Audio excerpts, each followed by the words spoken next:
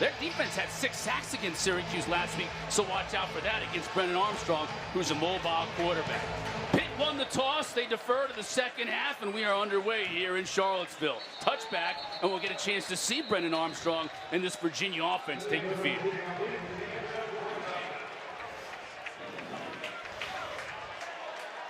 Think about what Armstrong did last year. He was just 150 yards short of the single-season passing record in the ACC, right? He was phenomenal. Every week, Chris, you would look and say, okay, what is he doing? And he was able to do it with his legs and his arm as well. It just hasn't quite clicked yet this year. Maybe today is the day for number 5 in this revamped receiving corps. He'll look to throw on first down. The thoughts intercepted. That's going to go for 6. MJ Devonshire right off the bat with a pick 6 for Pitt. What a start for the Panthers. What did I tell you before the game? Sometimes if you bring pressure, he will lock in. And right there was one of those examples of Brennan not getting the ball out quick enough. You know you have pressure. Your clock has to go quicker.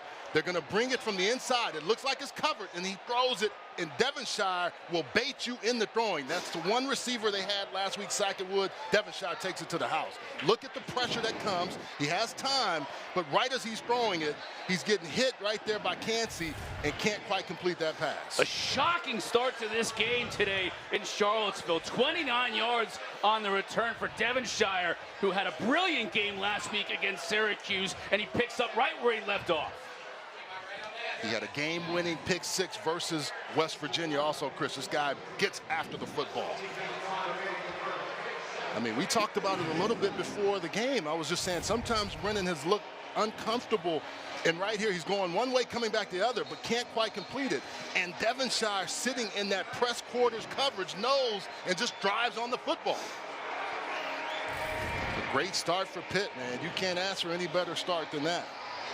5 seconds in, and they're up a score already on the road. We mentioned it at the start. A win today, and Pitt becomes bowl eligible. For Virginia, they've got to win out. 3 games. You know Coach Elliott is taking it game by game, but they got to win their last 3. And this is the toughest one on the schedule when you look at the remaining 3 games. Oh, yeah. And you know what, Pitt, man, they bring it like a hot kitchen sink. You know, they just come. It's hot. You go in there, you better not touch the stove because they bring pressure. And sometimes it looks like when you're watching them on tape, they're bringing 12 and 13 with only 11. We'll break it down more. We didn't get a chance to there, but wow. Cavaliers are going to have to hit the reset button as Sauls kicks it out of the back of the end zone again. And it's like deja vu all over again. Feels like it was just a minute ago we were in this exact same spot, but unfortunately now for Cavalier fans, they're down a score. Well, they got behind, and they've done that this year. But even still, you've got to just figure out now how to get back to playing positive, winning football. That touchdown to interception ratio on this season, 6 and 11 for Armstrong. It needs to be the opposite.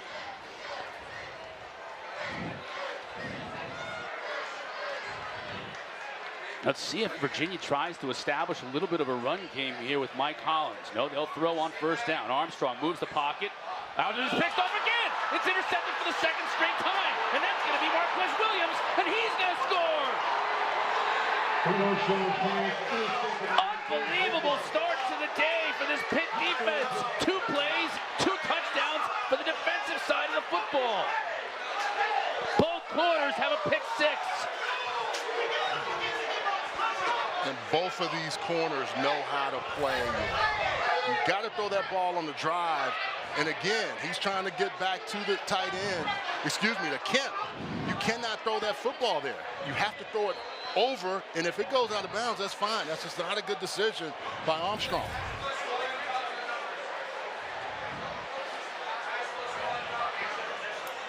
He's just not seeing the field right now, Chris. It's something that's happening with him that's not comfortable right now. Sauls with the PAT. We're 16 seconds into this game. Pitt with 2 pick 6s. They're up. Bill.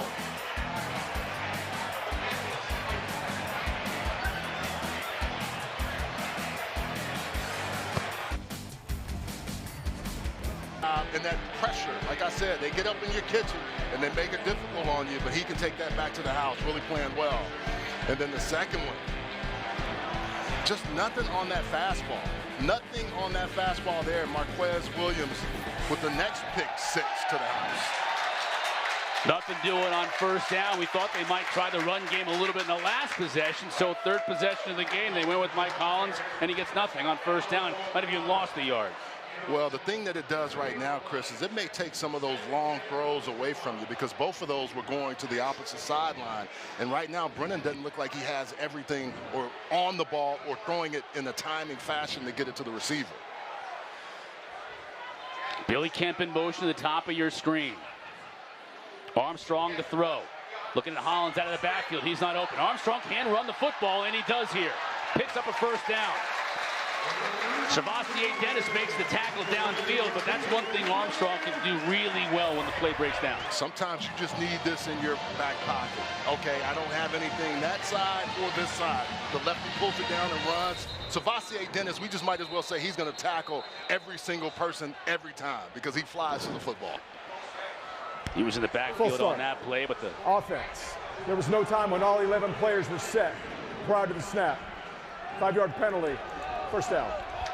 I don't want to put this on Sebastian Dennis, but he rushes the passer sometimes like Nakobe Dean that did at Georgia. Real tight and real fast.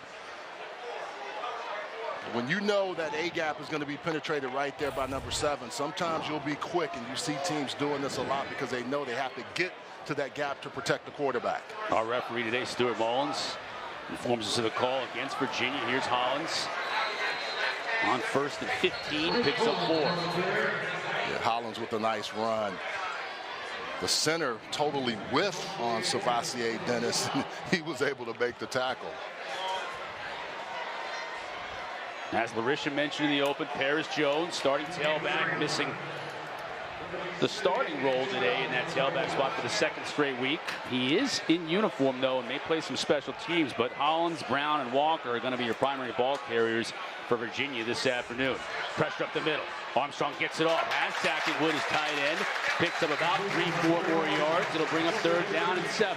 They love to do this. They'll let you get comfortable as a quarterback, and then they'll come with the pressure. Good job by Sackett Wood of getting open. But watch here. Late delay rush in the middle with Kamara, and then he's able to finally get that ball out to Sackett Wood. Former walk-on has made some plays over the last few weeks. Third down and a long 7. I think a little pressure is in the future. Pitt backs out. Now they bring it delayed with Servassier trying to go downfield. A lot of contact downfield. J.R. Wilson was the intended receiver, but A.J. Woods, nickelback, was in coverage. Then they'll bring up fourth down rather. Virginia looks like they're going to punt it away. Yeah, Pitt plays a lot of this. They'll get up in your grill and not let you run comfortably. And I talked to the officials about this before. They said, hey, if they're not pulling and tugging, we'll let them get away because guys have to fight through it. Right there, as a young receiver, you got to fight through that. Daniel Sparks on a punt for the Cavaliers. MJ Devonshire will return it. Heels on his own 15 for the Panthers. Good kick, Devonshire from the 17. Looking for a block near side. Now cuts it upfield. Still on his feet. Before finally being forced out of bounds at the 37. So good field position for this Pitt offense. First time we'll see them all afternoon, and they're already up 14-0 here in Charlottesville. Pitt on top early. Football is the game of life. Is presented by Subway. Try the all-new Subway Series menu. Your pick of 12 irresistible subs.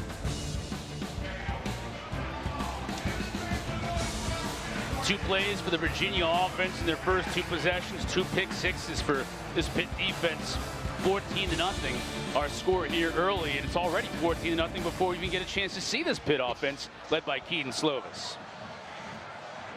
Well, you expected this Pitt offense to have a heavy dose of run. You can see Kedon Slovis's numbers, but they rely on the run game. He will make some plays. 5 touchdowns, 6 interceptions on the year. And behind him is Izzy Abanikanda, and he gets the carry here on first down. Picks up about 5, and Izzy came into last week's game, warming up before the game, Buck, and had a little bit of an upper body injury, decided not to go. Leads the nation in all-purpose yards per game, 5th in rushing per game. Leads the nation in touchdowns and rushing touchdowns. Yeah, he just runs over you, runs by you. He can do everything. ESP, explosion, speed, and power when you're talking about this guy.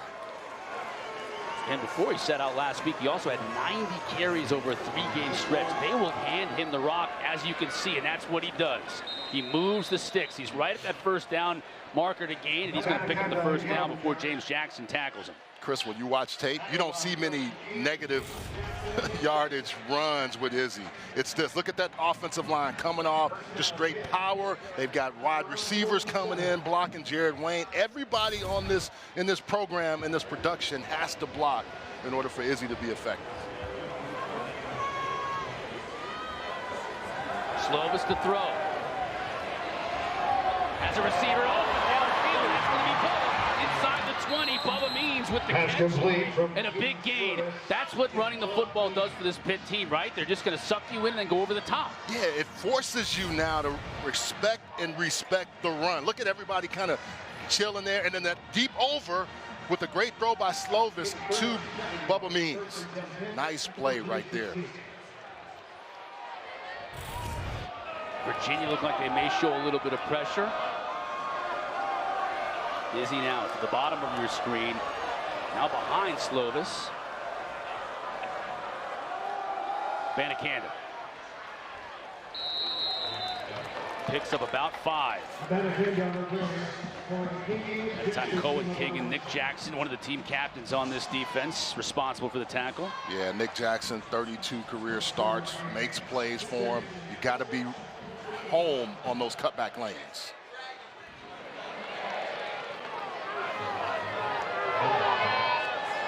Can you take a step for me a little bit? Jared Wayne in motion. De facto tight end, the extra blocker in on the line of scrimmage. Izzy falls forward. Aaron Falmouy on the stop. Give Izzy a couple of yards. It'll bring up 3rd down and about 2. I love how they get in duo, even with the receiver. They bring the tight end out and bring him inside and still try to run the same thing as if you had 12 personnel. And we didn't see it very often last week, but 3 wideouts all on the top of your screen for the Panthers on 3rd down. They still give it to Izzy, and he gets the first down. Inside the 5, down to the goal line, and stop just shy. 1st and goal for Pitt on their first offensive possession of the day. They've been able to run the football and force this Virginia team into tackling him and rallying to the ball. And then when they have to pass, look at this, just pads, low, not a lot to hit. And then finally, when 3 or 4 guys get to him, he's at the goal line. That offensive line, I told you in the open, they open up holes. These running backs hit it. It's an offensive line without Gabe Hoy, who's been banged up for a good part of the year. They're starting right tackle. He didn't make the trip today, so they're moving Matt Gonzalez to right tackle, and Branson Taylor gets the start at left tackle. Then they'll bring in Ryan Jacoby as a de facto tight end, big number 84. Izzy powering his way, doesn't get in though. So Virginia's defense steps up a bit here. 2nd down and goal. Really nice job there by King coming in and just everybody rallying to the football. Cohen King has been playing some outstanding football, the safety position. Watch him there, 9 in the hole, 1-on-1 with Izzy. Now, I know Mark would like that, but I like that too as an offensive guy, right? Look, get down, get low, and make the tackle. Good job, Cohen King. You wear the crown, brother. Double tights and a fullback. That's old school football. Izzy met in the backfield, stretches for the goal line. They didn't give it to him. I thought he might have gotten the football across the plane. Brought down and marked right at the 1-yard line. Flag on the play, far. I think it's offside. Number 1, defense. Half the distance to the goal. 2nd down. Paul Akiri on the outside, so it'll be a reprieve and basically just another down for this Pitt offense. Yeah, number 1, you'll see him just a little early. Really on the previous play that the runner was short of the line to gain. Pardon me, short of the goal line. Is under further review. Chris, it looked like from up here, he was that last effort, that last little effort may have gotten him there. Let's see. Keith Roden, our replay official, is going to take a look at this. He reaches forward with the ball. Where is his knee when he reaches forward? That's the key. See, the ball is clearly up beyond the goal line when he lands, but where is that knee? Take a look at this angle. This angle will give us a better picture. Still knee, still up, elbow still up. That ball is across before knees or elbows hit. That's going to be a score, I think. I think you're right. From this angle and our vantage point, it looked like it from up here with the naked eye, but that showed it.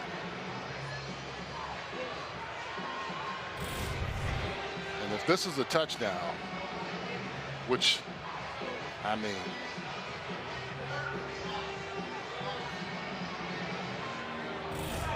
this Virginia team is in a hole already. You got guys flying to the ball, trying to pull him out. James Jackson there, I think his knees are up.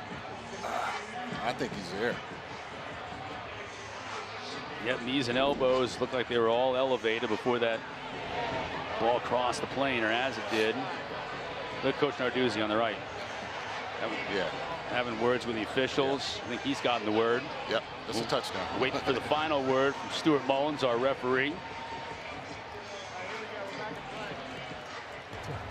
After further review, the ball in the runner's possession did cross the goal line prior to his knee being down. The result of the play is a touchdown. The offside penalty is declined. Izzy's 18th touchdown of the season.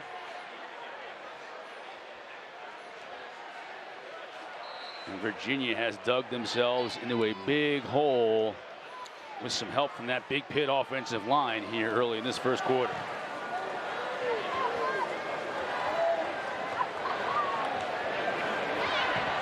Sauls with the try. It is good. 21-0. Pitt on top. 2 pick sixes right off the bat. Then an 8-play, 63-yard drive. Took just under 4 minutes off the clock. Capped off with Izzy back in the fold. Pitt 21-0. And one long passing play to forge that lead. So Ben Sauls will kick off, and Virginia will get the ball back offensively, looking for something that can get them back into this game. This will be a touchback. You know, Izzy had a huge game against Virginia Tech about a month ago. Broke the single-season rushing record for Pittsburgh, and he got an interesting record. Larisha down on the field has more. Yeah, and Izzy told me he was so excited to get that call from Tony Dorsett and have that conversation. His favorite part about it, though, was Tony Dorsett joking with him, saying, I don't need you breaking any more of my records now. And that record, or that run that you did, was almost as good as mine. But he said the most exciting thing was hearing that advice from him about staying hungry, working on all aspects of his game. And like Tony Dorsett said, you get out what you put in. And I think we saw that with Izzy having his 18th TD of the season so far this game. Hollins on the carry for Virginia. Cavs now facing another third down as Tyler Wilkes is there to make the stop. Dissimilar backs, too. You think about Tony, smaller guy. I mean, more like 180-pound speed guy. He could run between the tackles, and an explosive guy. Yeah, explosive. Izzy's about 215 and brings kind of a little bit of everything to the table. You know, it's always great when you can have your idols also kind of talk to you and kind of tell you some advice. And that's a great passing of the torch almost. Third down for Virginia. Armstrong will throw. Has time over the middle. Has his receiver. That's a first down. Malachi Fields on the reception. Good to see Fields, who hurt his foot in the summer. His first action and his first catch of the year.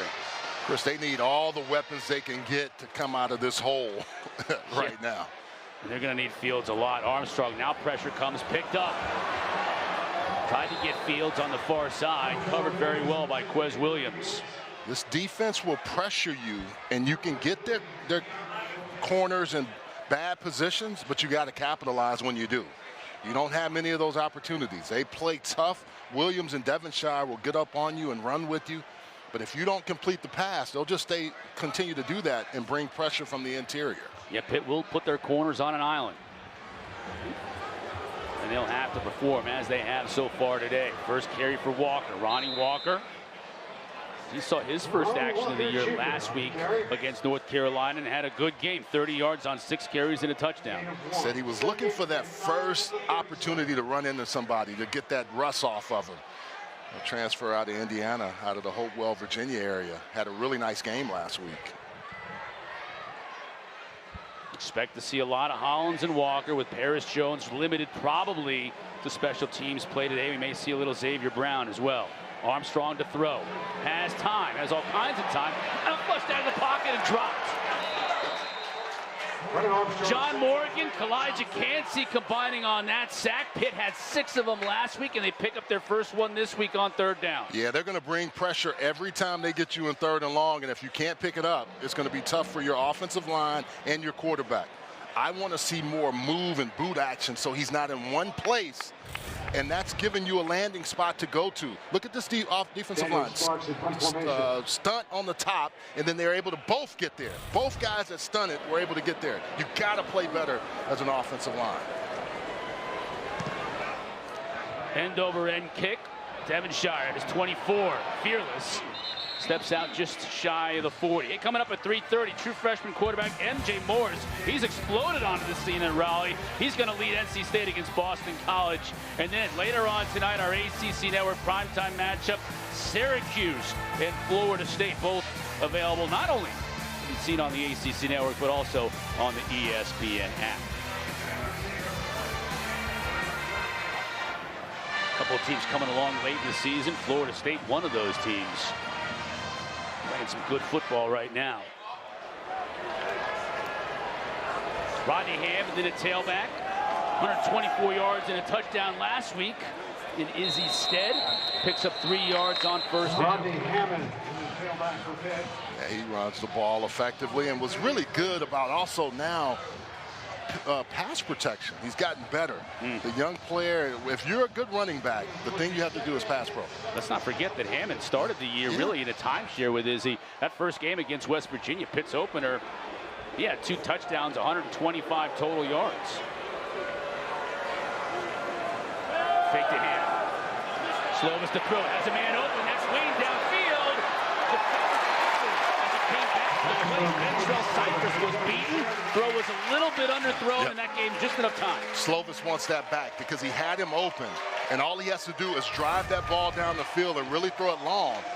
Nice job here. You see all of the Virginia guys there. Cypress, what he does, he doesn't panic. He just goes up. Okay, at the last second, when I see hands, I hit ball. Great job by him, but Slovis has to know.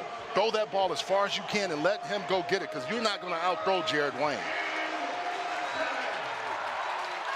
Chance for Virginia's defense to get off the field here on 3rd and 7.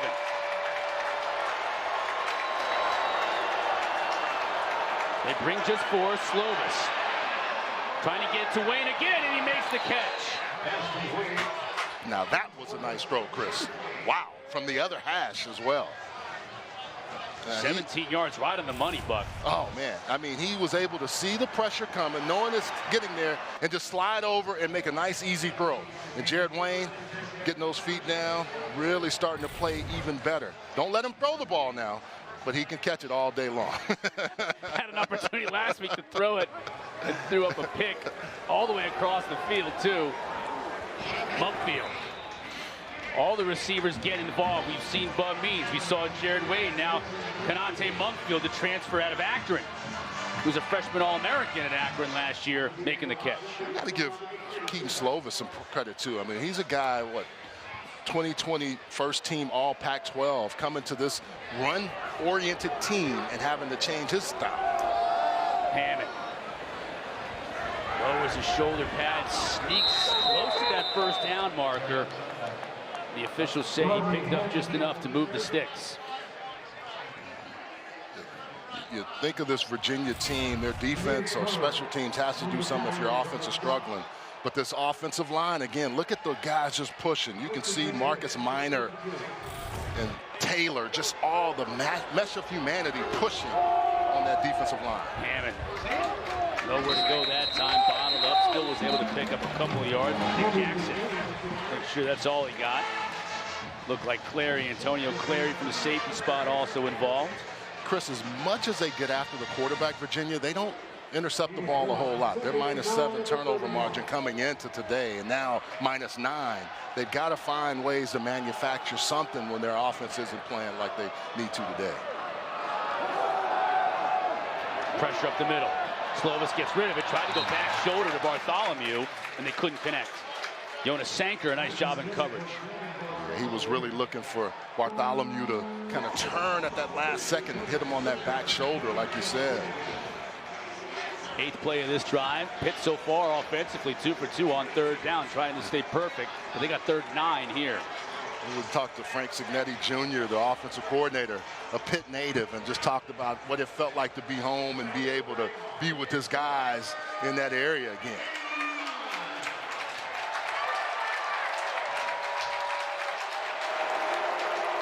Big fullback Daniel Carter in for Pitt now. Slovis being flushed, looking downfield. He's going to go to the end zone. That ball's up for grabs and picked and scored by Bud Means. Wow! Slovis saw him in the back of the end zone. A little bit of a 50-50 ball, but Bud Means said, "This is mine." Chris, he also, on that 31-yard touchdown pass, the defensive back lost his space. Sanker was in position. Watch Slovis move around, and he's able to get down the field and then throw the football effectively right before he gets hit. Look at Means. Means able to move around and just go up and get that ball at the last minute. Jonas Sanker got turned around in coverage, 31 yards. And this Pitt offense is just unstoppable right now. Saul's with the PAT. It's 28-0 in the first quarter. We didn't draw this up this way, I'm just telling you. But this right here, you flush out of the pocket, and he's able to still throw a dart with Cam Butler in his face. And the defensive back, Jonas Sanker, just lost where the ball was. Clary was there as well, but neither one of them knew where the ball, and Bud Means just goes up and attacks it. That's Means' first touchdown catch as a member of the Pitt Panthers. He transferred in from Louisiana Tech late. Remember, Jordan Addison was with this team in spring practice, and then he transferred to USC very late in the going. So what do you do if you're Coach Narduzzi? You start looking at the transfer wire yourself, and you say, here's a guy in Bud Means that can help us. They brought him in late, and he's helping him. The other thing that was interesting, he started his career as a DB at Tennessee and then went to Louisiana Tech. But you're right, he came in late and still able to make plays for him. Wow.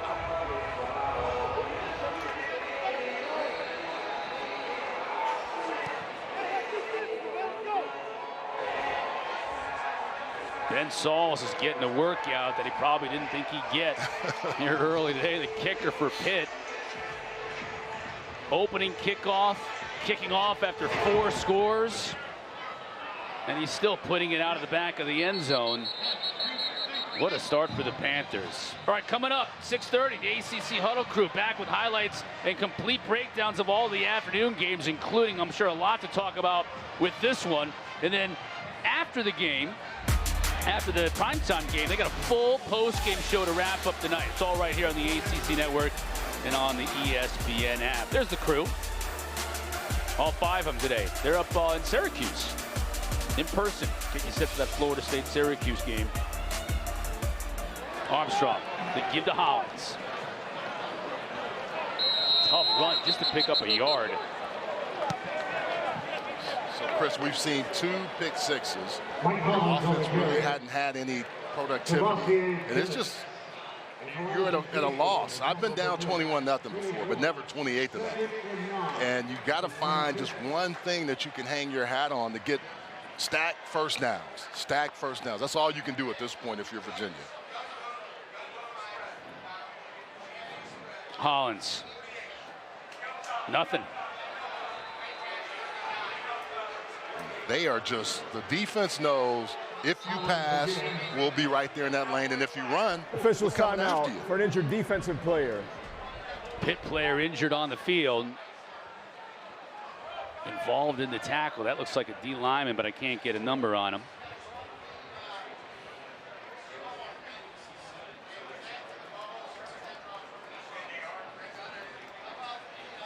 It might be Haba. Might be Haba Baldonado.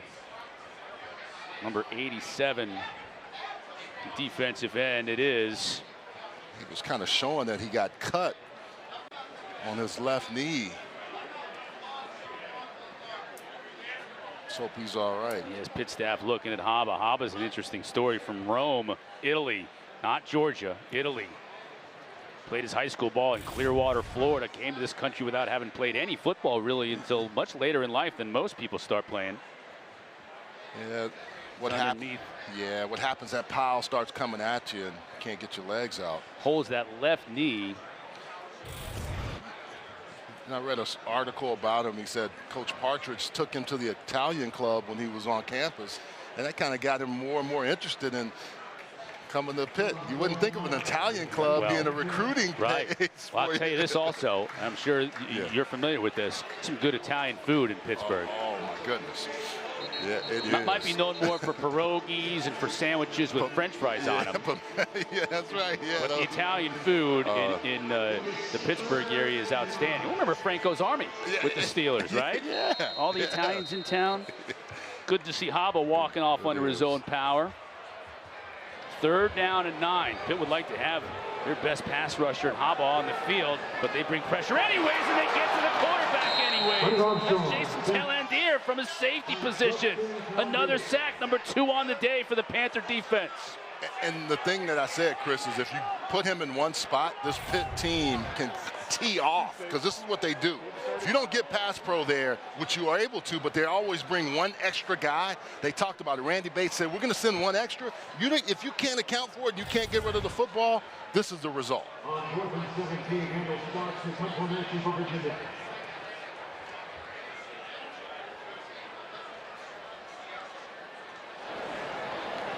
Sparks to punt it away. High kick, Devonshire at his 34.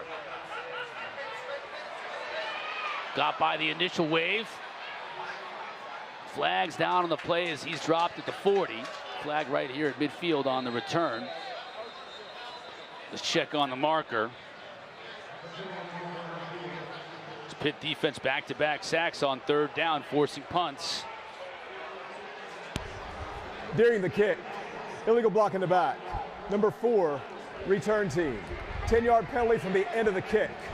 1st down. Not quite as good field position for Pitt.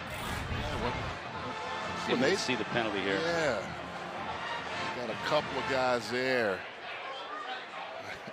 Maybe. Maybe. Just thinking, yep. It's all right. Good break for Virginia. They need it. They need every break they can get right now. Well, if you're Pitt, you can't ask for anything better. If you're Virginia, you got to find a way now to just defense, special teams, anything to get some momentum going your way. Izzy now in the Wildcat. Can't handle the snap now, has to fall on it. Just looks like he said get it up a little bit, but that's one where when you haven't played for a little bit, you're used to getting the ball in a certain spot.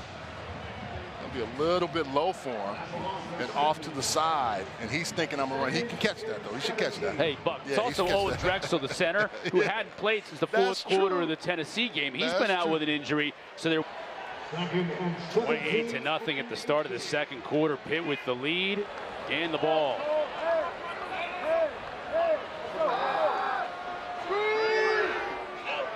Slovis to Izzy out of the backfield. Has blockers in front of him. Utilizes him well to get close to that 1st down, but a flag comes flying in. Lex Long made the stop. That's going to be, it's got to be some type of a hold, I think, on that run. Yeah, I think Jay Crandall had a great block. I don't know if his was the one that they called the hold on. Holding. Slovis. Number 5, offense. 10-yard penalty, 2nd down. That was against the receiver, Jared Wayne, on the outside. Yeah.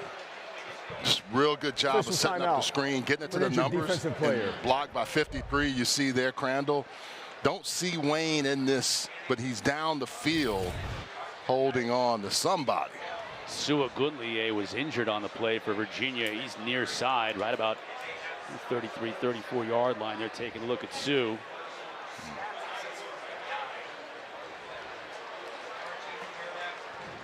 There you see him, number 19. That's a big dude. 6'5", 283 junior. Sue was able to walk off under his own power, so that's the good news. good news for Virginia as well is that Pitt's going the opposite direction right now, second and forever. When you get two gifts like that early on, Chris, it just makes you, you can start doing some things. You want to run the ball, you want to take clock, you want to keep doing what you do. But 28-0 lead for an offense is 14-0 lead basically before they even stepped on the field. 16 seconds into the game, it was 14-0 after 2 pick sixes on consecutive plays from scrimmage. Izzy.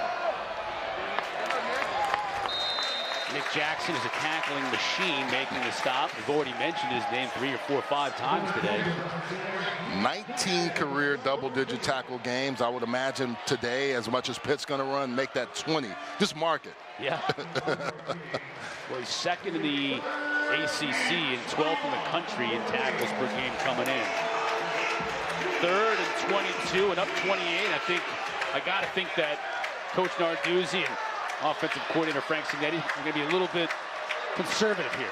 They're 3 for 3 on 3rd down today. Let's see if they can convert this one. Slovis to throw. Safety valve to Abanikanda. Can he make something happen? Not nearly enough. James Jackson drove him out of bounds, and it's a hold for Virginia, and that's, to your point moments ago, Buck, small wins. You got to get those small wins, man, and you got to find ways now. Billy Kemp, who has been a little bit nicked up, is back at the return. But he has shown in his career that he can make some things happen in the return game. Caleb Junko to punt for Pitt. When you mentioned Billy Kemp, been battling ankle injuries and illness early on in the year. Back to receiving. Good kick from Junko. Kemp from his 30. Tackled immediately. Good special teams play by the Panthers. Javon Lewis on the stop, and a flag comes in right at the point. Flag comes in right at the point. Let's check the marker. 48-yard kick, nothing on the return as our officials discuss a possible kick-catching violation. I don't know about that. I don't either. I thought maybe he a got block in the back.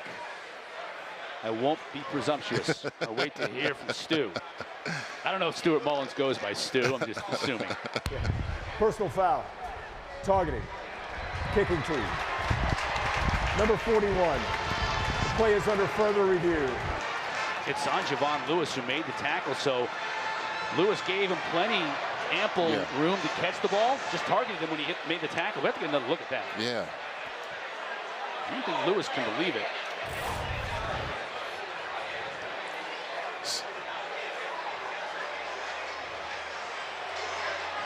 Well, that's what the officials are going to look at while we're at break. We'll talk about it and let you see all the different angles when we come back. Ruling on the field is targeting. We'll figure it out when we come back. Pitch to Xavier Brown. Has some room along the left side. Picks up about 5. Let's take a look at the punt return that was originally called targeting on the field. It was reversed in replay here, Buck. Yeah, he started with the crown down, and then he raises his head up at the last second. He didn't launch, he didn't leap, and they reversed that. After the pitch, picks up about 3. It'll bring up 3rd down and 2. And needless to say, these 3rd downs and short yardage to go, Buck, are must capitalizations for this Virginia offense. We talked about it earlier. You got to stack these first downs if you're going to get against this Pitt defense, because if you're in 3rd and long, they make it so much more difficult.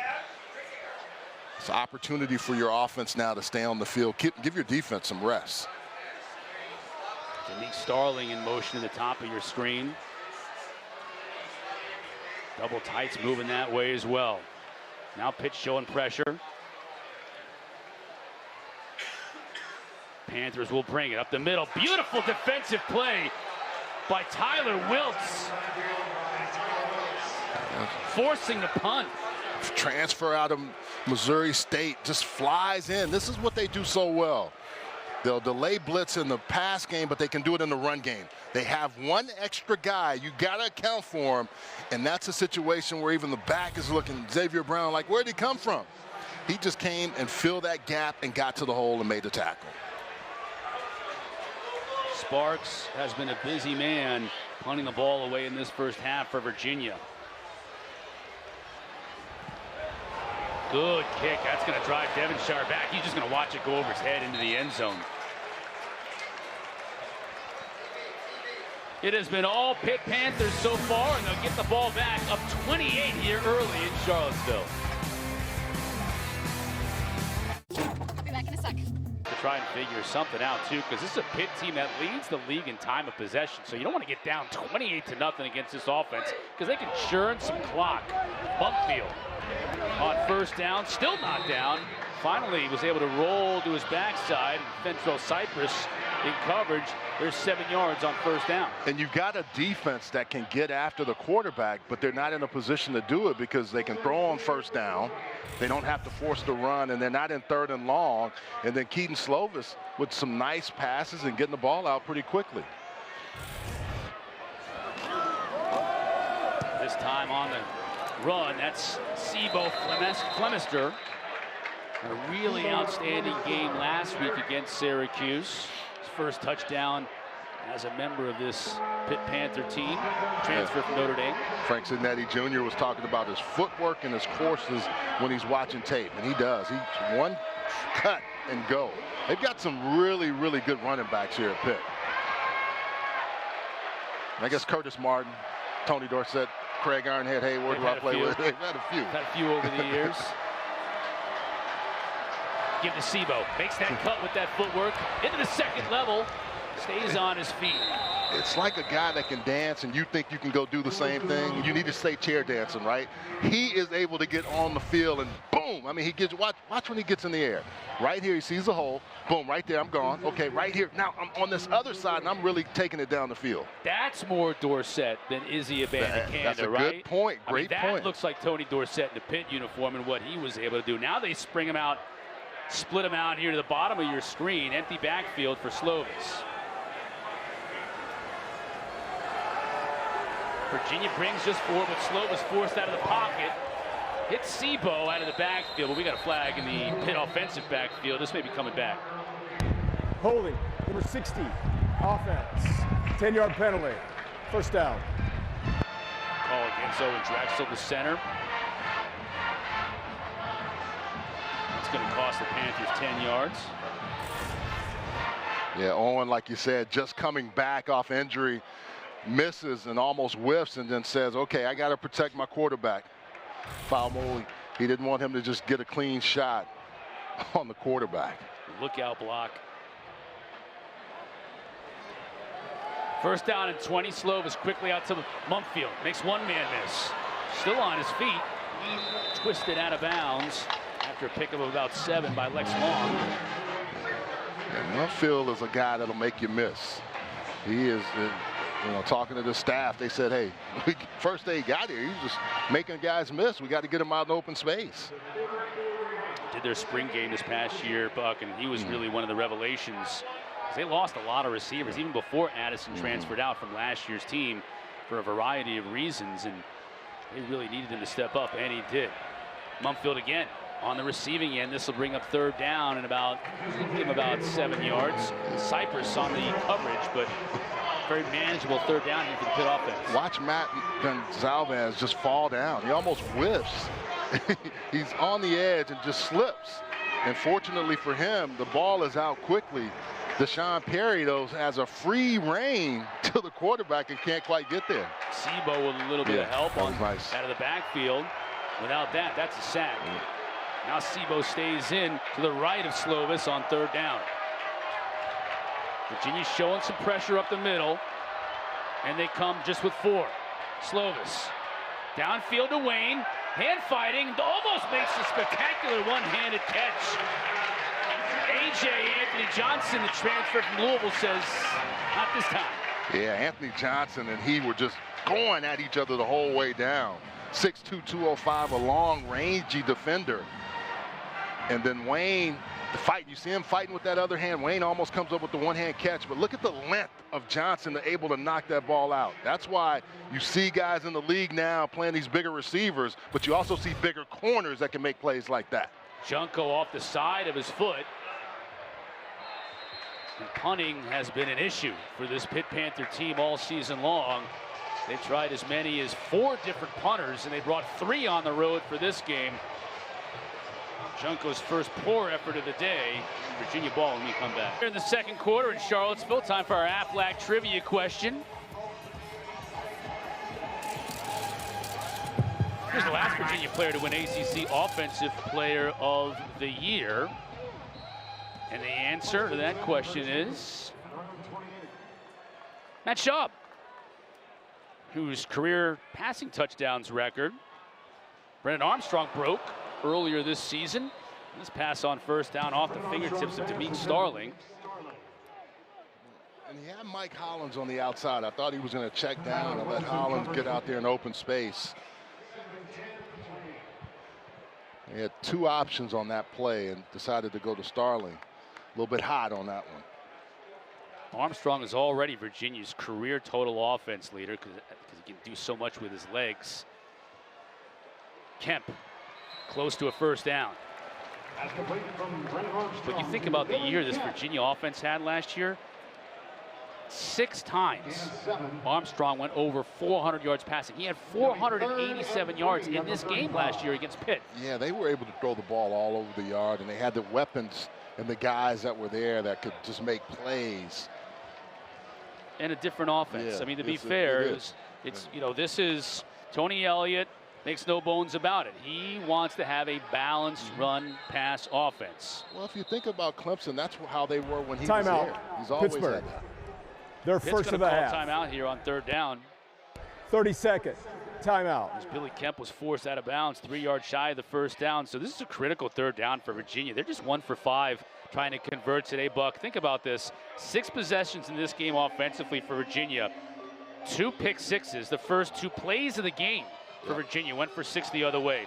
2 3-and-outs and just 2 first downs in the entire first half. Hey, Chris, and the other thing, too, think about this. We were talking about all the skill guys, but think about the offensive line, how much maligned they were. They played much better last week, but they still aren't the offensive line that you want to see, and then you can't get this far behind. Oh.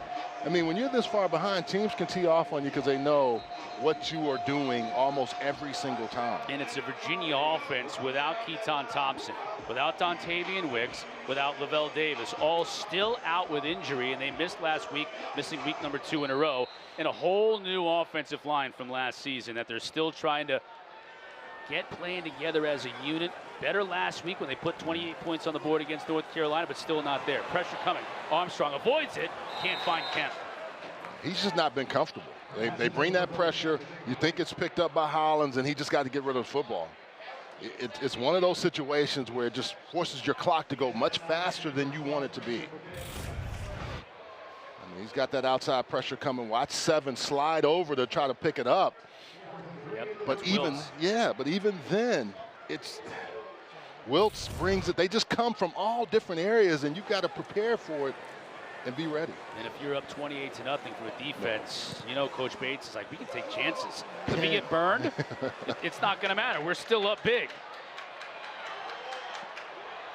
Devonshire, after a good kick, still on his feet, and a good return up to the 36. No flags on the carpet. Pitt still up 28-0 here. Just under 7 minutes left to go in this first half. See, whole crew is up in Syracuse, getting you set for Florida State and Cuse. Izzy Abanikanda back on the field, and glorious sunshine today in Charlottesville. He'll get the carry, trying to get to that next level. Nick Jackson preventing him from doing such, but he still picks up 4. It looks like it's going to be a negative or maybe a 0-yard gain, and Izzy just gets churning those legs behind that big offensive line. And 4 yards later, what happened?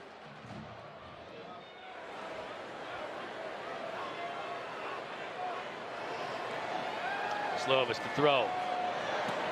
Has Mumpfield into Virginia territory. Elijah Gaines forcing Mumpfield out. They said they were going to really attack the secondary today when they threw the football, and they've done it so far. And the receivers have had open space when they've gotten the ball with some ability to run after catch. Slovis under center, all those tight ends on the field. That had to put a smile on the face of my partner over here. First down run by Izzy. So many tight ends on the field for Pitt. I figured that's why you wanted to call this game, thinking maybe you could throw the uniform on and get out there and play a little bit. I was going to try to sneak out there. Officials timeout for an injured defensive player. Maybe one. The only thing explosive about your play these days might be that Achilles rupturing. That's right. That's right. Pitt does do that, man. They'll have 13 personnel, 23 personnel, tight ends all over the field, fullbacks. I talked to Chris Slade, who's the DN coach for the Who's, and we played against each other in the pros. It almost reminds you of some of those old New York Jets offenses where they would just try to pound you when we were in old AFC East days. Chris is moving around, had a hip surgery, going to have another. I mean, we're just talking about how you had to play the game in that confined box back in those days. Phone book, right? Yeah. Antonio Clary's shaken up. He's able to walk off under his own power, so that's good news. Pitt once again moving the football as they have dominated this game from the start. In the latter parts of this first half. Fake to Izzy. Slovis wants to go downfield, instead underneath to Izzy. Flag down right at the point of attack. Going to be a hold against Pittsburgh again. Holding. Now they will. Number 8, offense. 10-yard penalty, first down. That's against the tight end, Carter Johnson. Yeah, see, you were talking good about the tight ends, and then number 8 at the top of your screen there in that flex position gets beat and just wrestles him down. So he moved his arms out of the way, like, I'm not doing anything. Yeah, we always try to do that. Hey, I didn't do anything. Cam Butler said, yeah, man, they got you.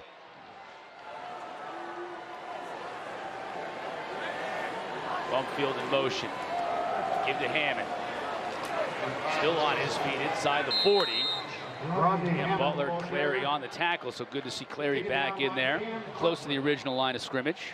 I like what they do with the backs to keep them fresh. Now Hammond comes in and shows you a little jump cut by somebody, making people miss. It's really the first time since the first game of the year, but they're both healthy. Exactly. You can utilize them both in this potent run game. Slovis under center. Hammond runs into his own blocker, picks up maybe a couple. I'm not a running back, but I thought he was going to cut back to the right because he had that open hole, the tight end coming back on the other side. It looked like if he had just cut one hole over, he may have gone, watch this. You see the tight end coming across your screen right there, that hole? I thought he might have that little opening there. But he's still, but still with that, they're still able to pick up yards when it doesn't look like there's anything there. Once again, Daniel Carter, the big back, in with Slovis. Who's showing a little bit of pressure. They bring just 4 and back out of it. Slovis, as a receiver, just fell down.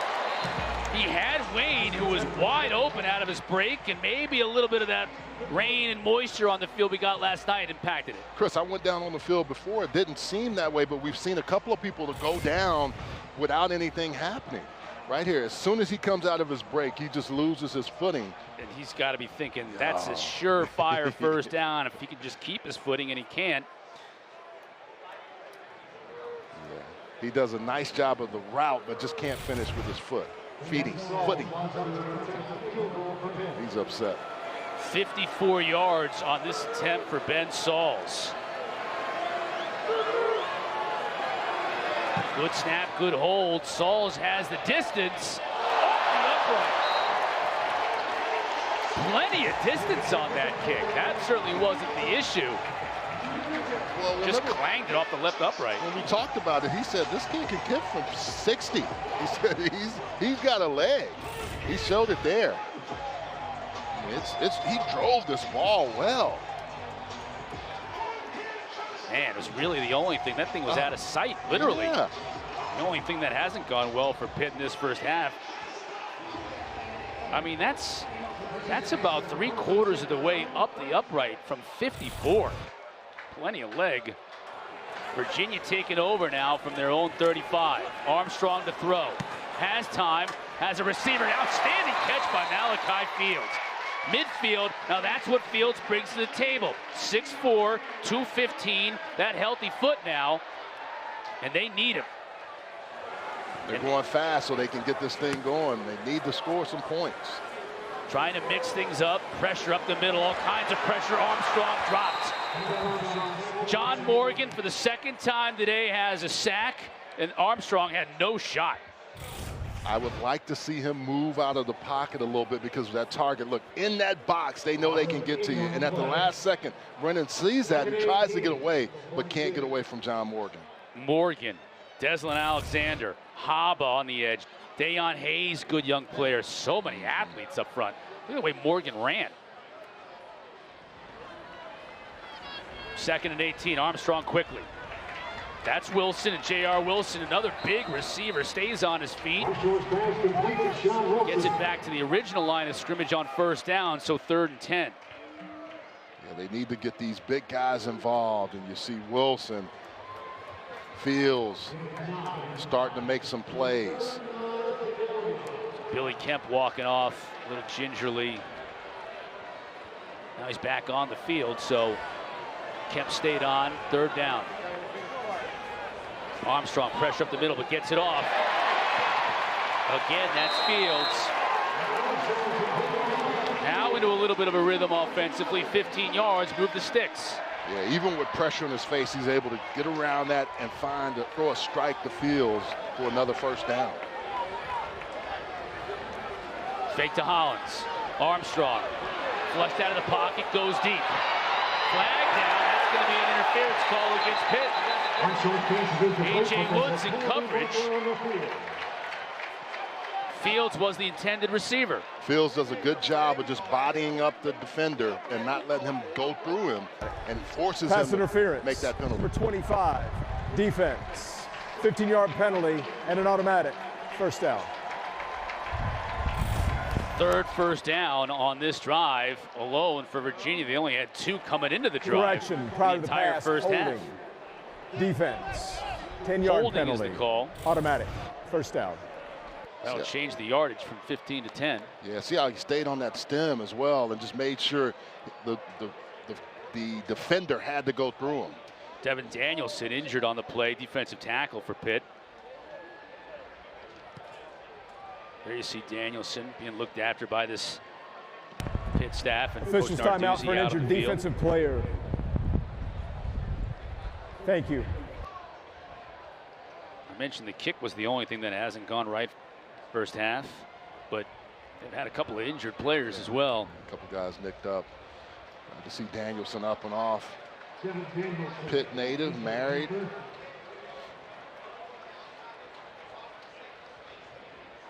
Danielson walking off under his own power.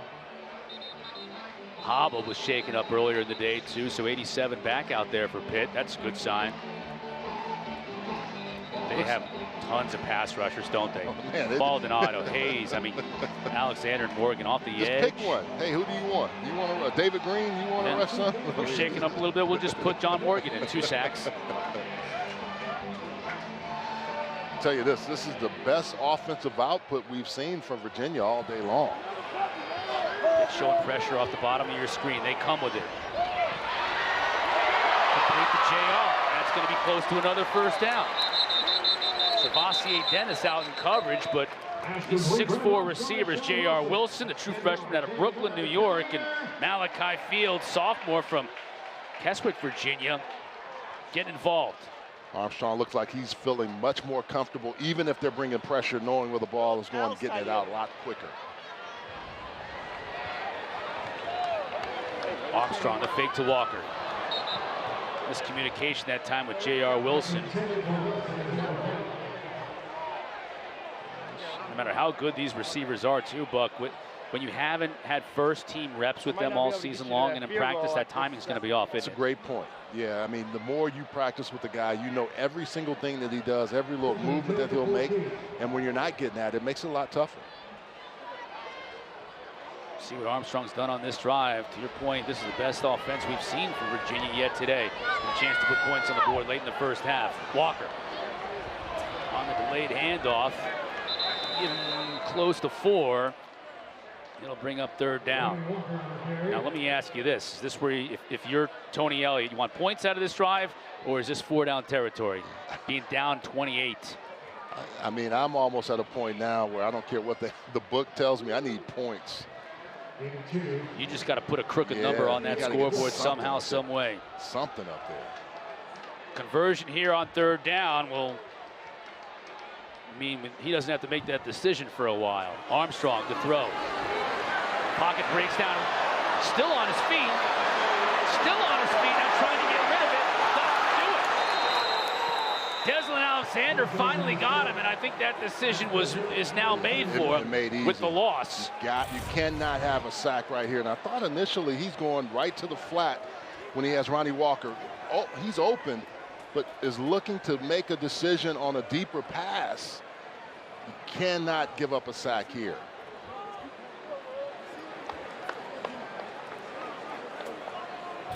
So 42 yards for Will Bettridge, the freshman.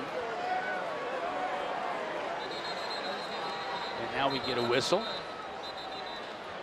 Timeout, Pittsburgh. Their second of the half, 30-second timeout. Pitt's going to call one of their 2 remaining timeouts to ice Bettridge, the true freshman, coming up at 3:30. Speaking of true freshman, MJ Morris. He's exploded onto the scene thanks to Leary's injury at NC State. He and NC State taking on Boston College. And our ACC Network primetime matchup, Syracuse and Florida State later on this evening. Both games not only on the ACC Network, but also on the ESPN app.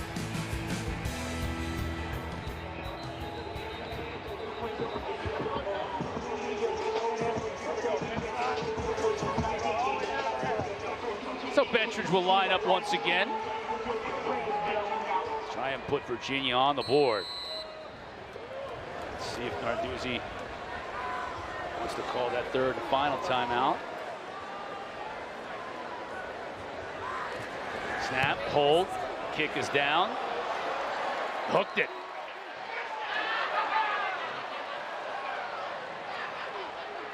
Bettridge fails to put Virginia on the board, and still a goose egg.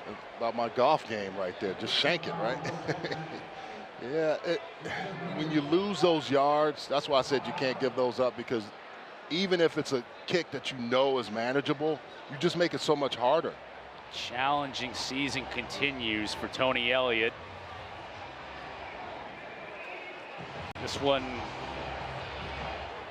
he was in a hole before he even realized it in this game.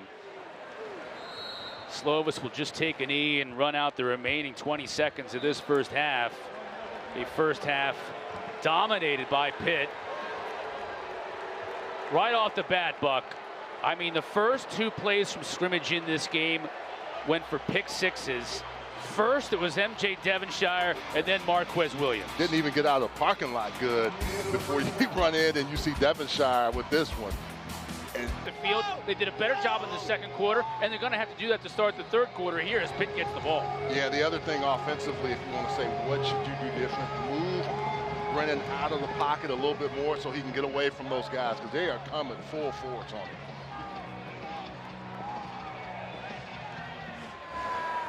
Brendan Farrell kicking it off out of the back of the end zone for the touchback. Let's send it down to Larisha.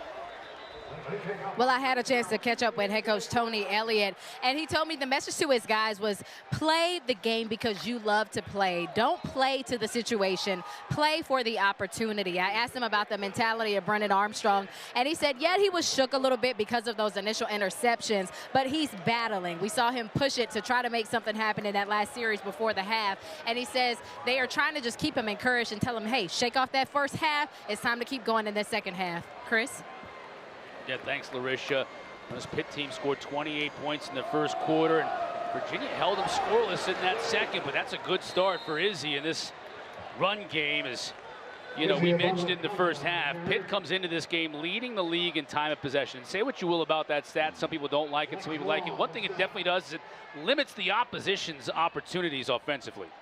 You're exactly right. Then you have a guy that can run the ball like this and pick up gas yards, back-to-back plays. 10 yards on first down, 9 yards on second down, and just like that, Pitt is near midfield, and they're moving quickly. They want to keep Virginia off balance. Izzy again, now he bounces it outside.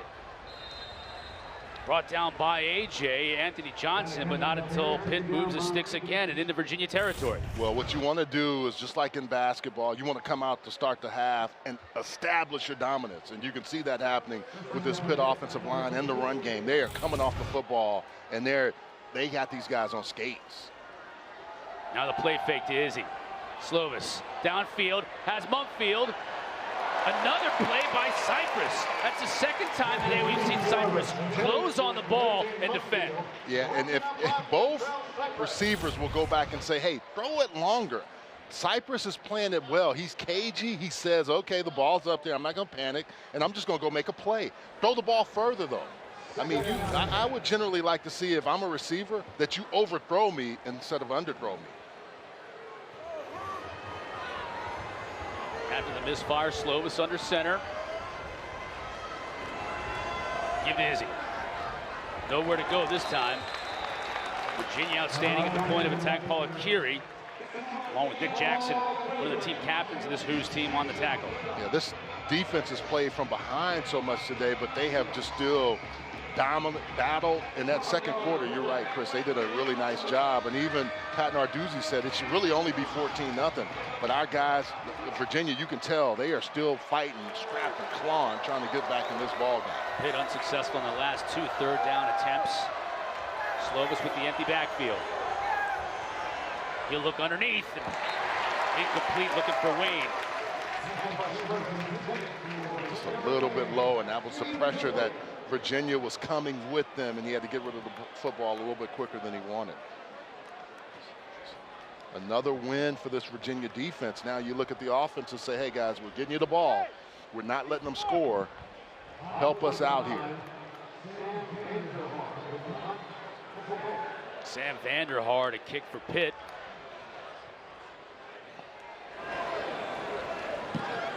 The Australian puts a foot into it.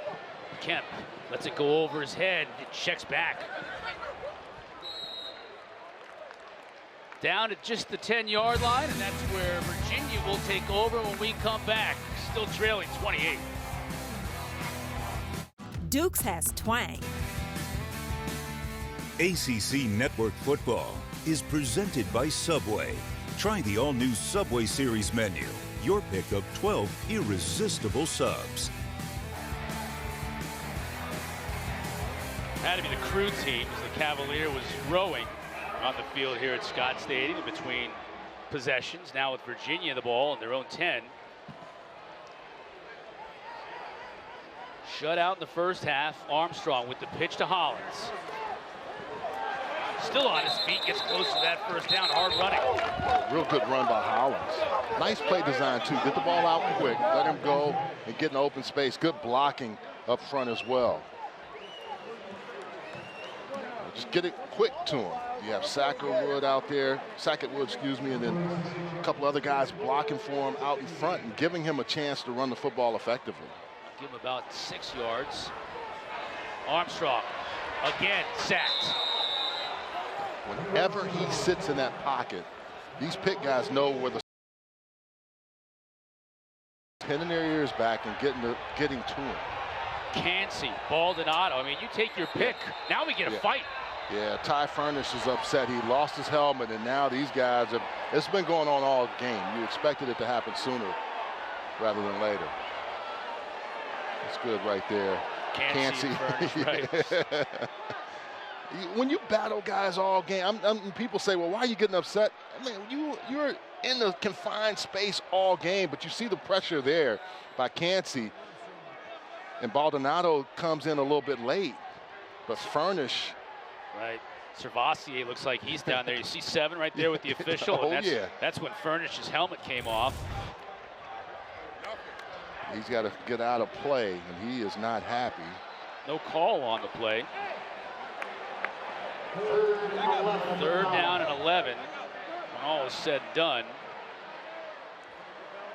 Armstrong now, still pressure, no chance. Haba brings him down inside the 5. Had absolutely no chance. They have no respect right now for the fake, whether it's RPO or zone. They don't care. They're just coming and teeing off on Brennan Armstrong. Watch this. He has to try to fake, and then as soon as he does, his lineman can't get there. Noah Josie misses completely on the inside, and then allows him to just come in and bring pressure. These guys know right now, I can get a stack, and they're going for it. Elijah Cansey, semifinals for the Maxwell Award. He's the top defensive tackle on this team, and one of the top DTs in the entire country. He and Haba Baldonado combining to bring down Armstrong once again. So now Sparks will punt from his own end zone. Not a great kick, but it'll take a Virginia bounce. Great Virginia bounce. Picked up by Devonshire, but he's not going to get much on it. Maybe out to the 40. And that's where Pitt will take over once again.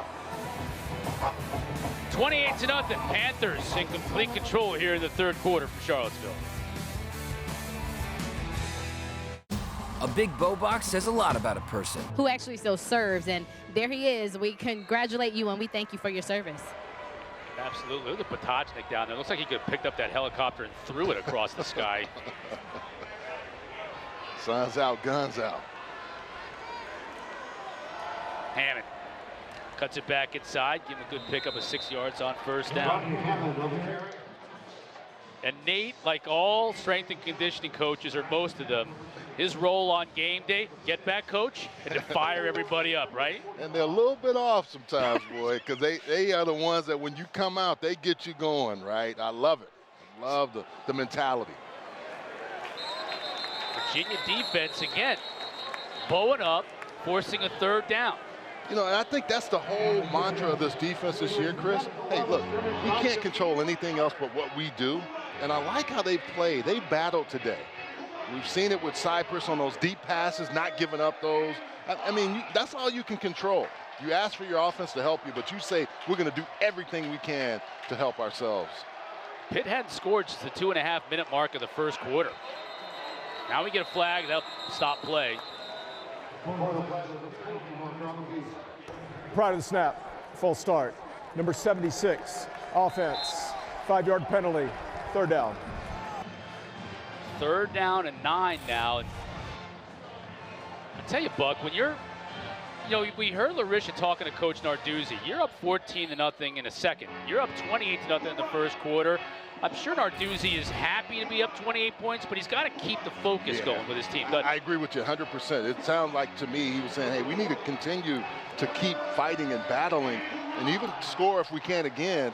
So put it as far away from these guys as we possibly can. Now it's 3rd and 9. Virginia backs off a pressure. Slovis has the time, and as a receiver, that's Bub Means, still on his feet inside the 40, dropped it to 38. That'll move the sticks. Really nice job by Bub Means of getting into that zone, and Kedon Slovis with the time to sit back in that pocket. Look at the offensive line, protecting everybody. He's able to survey the field and then throw a strike right in the middle, in between 3 defenders. Chains move, clock continues to wind inside of 10 minutes.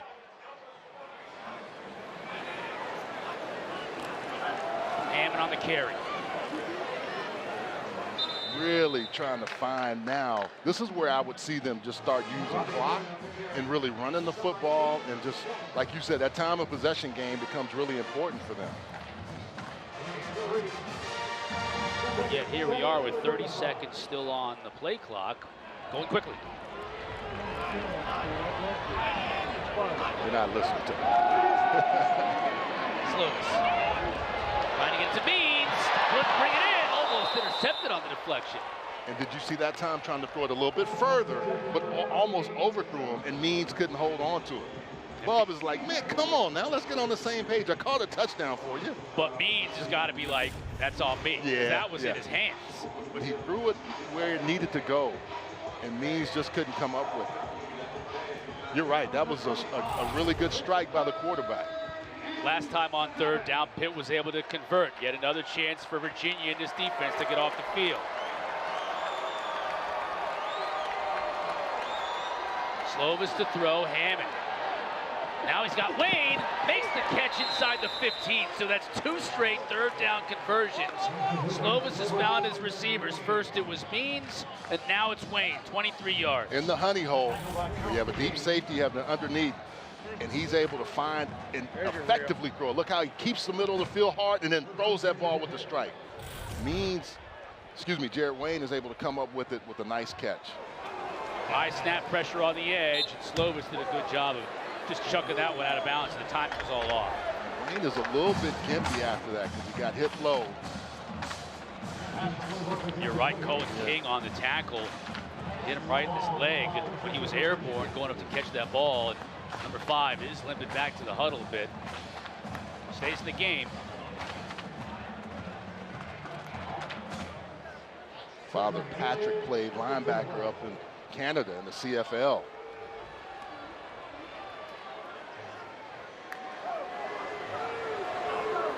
Virginia showed a little pressure on the edge, top side. Slovis under center. Hammond. Tough yards, battling his way, picking up maybe 2, give him 3. Antonio Clary on the tackle, and it'll bring up yet another 3rd down for this Pitt offense. They've converted their last 2. Old school football, just run in between the tackles, run hard. Now they're going to go a little fast, Pitt is right here. They can pick up a 1st down inside the 5, and Hammond's going to try and do that, but he's not barely going to get past the line of scrimmage. Good job by Virginia. James Jackson from that middle linebacker spot. He and Nick Jackson, along with Chico Bennett, who we haven't called a whole lot today, really make plays. 7 takes on block, 6 in there. I mean, they got all these guys in the middle and the interior, just making sure nothing comes through on that one. Forcing a 25-yard attempt from Ben Sauls. Showed us earlier in the game, he's got plenty of leg. It's all a matter of accuracy now. Sauls from 25 to extend Pitt's lead. And he does just that.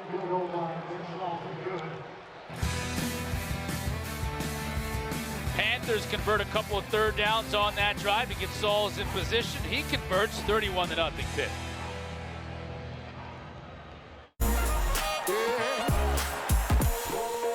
To quote the great Marty Feldman from Young Frankenstein, could be worse. Could be raining. Because it is a gorgeous day today in Charlottesville, and even though for Virginia fans here in attendance, things have gone from bad to worse right after the opening kick, it is still a gorgeous day. If you're just joining us, opening kick, Virginia had the football, pick 6 on the first play. After the next kick, first play, pick 6. It was 14-0 Pitt, 16 seconds into this game. I've never seen anything like it before. Larisha, what do you got for us? Well, guys, as we continue to honor this Veterans Day weekend, a guy who knows all too well about this is Sir Vassier Dennis. He is the son of U.S. Army parents. Both of his grandparents, his uncles, all served. So that history there runs deep. He was taught the code to respect and honor. All that was instilled in him and his siblings. And he told me, that his parents ensured that he and his siblings understood teamwork, hard work, and dedication. And he said, if I didn't get my homework done on time, I got a lot of push-ups and pull-ups. Well, it served him well. This ball is deflected, and actually, nice play. Got it to Billy Kemp. Thought it was deflected at the line of scrimmage, but got there 20 yards later. They'll move the sticks. Yeah, Billy Kemp, who's been battling injuries, and just you can see it every time, but this is a nice throw. Gets it out there, and for a lefty, you're looking right at it. Threw a strike to Billy Kemp. Longest play of the day so far for Virginia.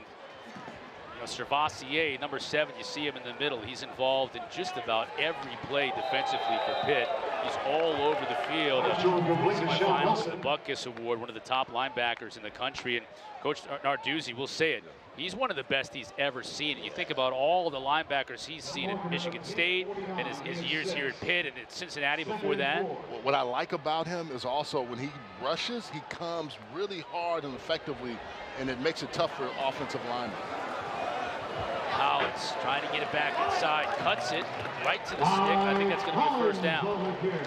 I've got to also say I've got 2 uncles that served, one that is no longer here, Emmett Montgomery, who I loved, and Cornell McGee. I mean, when you have those folks that have protected our country and part of your family, you can't say enough about it. Absolutely.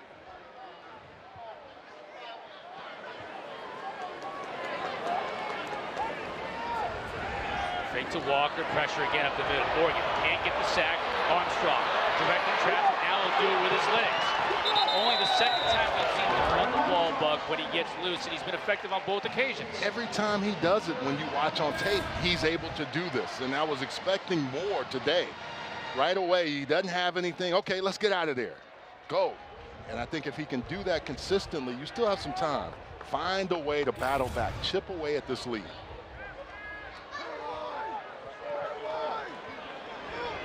I'm trying to be a guy glass half full, but at some point it becomes half empty if you don't get points on the board. Pressure.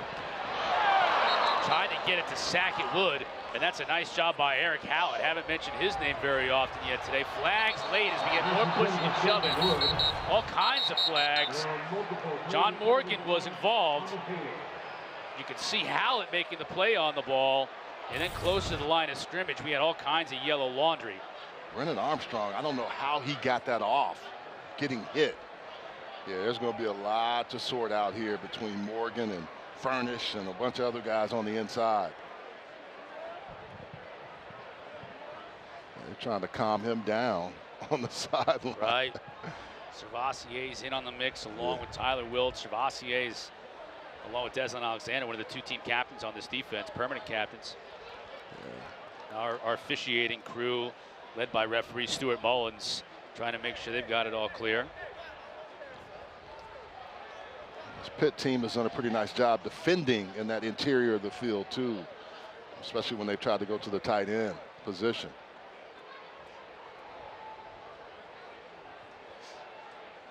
After the play was over, they're offsetting unsportsmanlike fouls, flagrant unsportsmanlike fouls on number 6 defense and 51 offense. Both of them are ejected from the game.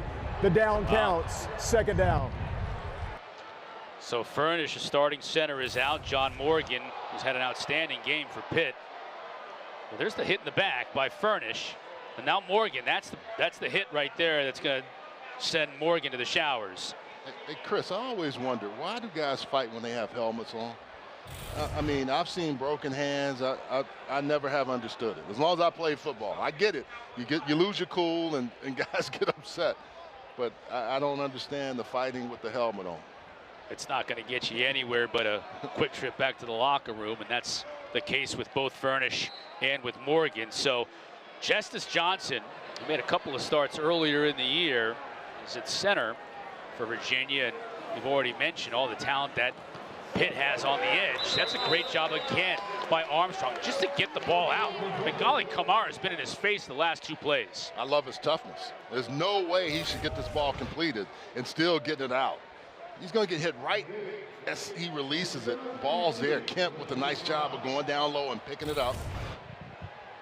3rd down and 3.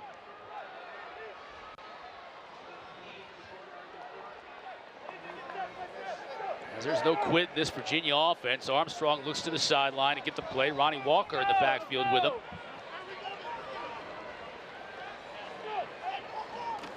Kemp in motion. Give to Walker. He's just going to muscle his way close. I think he's going to be a little bit shy. David Green on the tackle. Looks like it'll bring up 4th down. On the field, the runner short of the line to gain. It's 4th down. Maybe a foot shy. Yeah, no question. They're all in on this one. Yeah, no question about it. A good push up front initially until he gets to the line, and then Walker is engulfed by all those white and blue jerseys.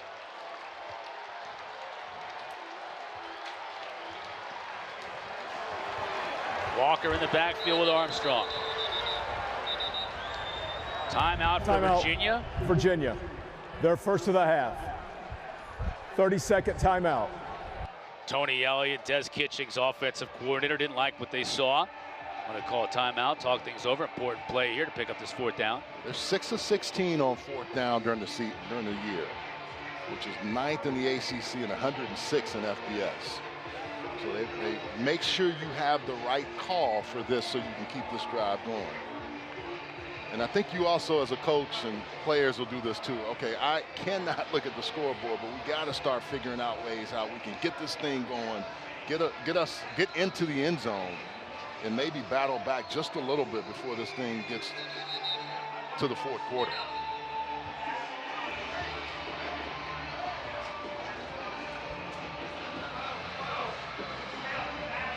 And the way Armstrong has been able to use his legs, I'm not shocked that he's going to be in this position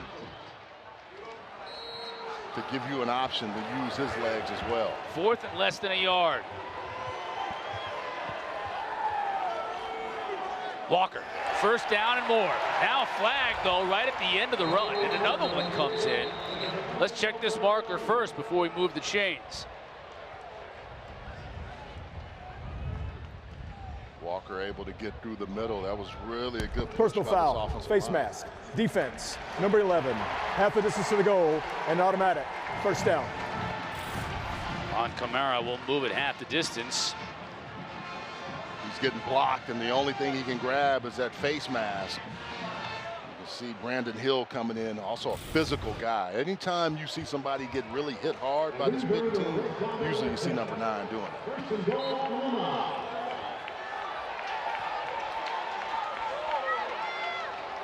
About as deep a penetration as we've seen from Virginia today offensively. 1st and goal.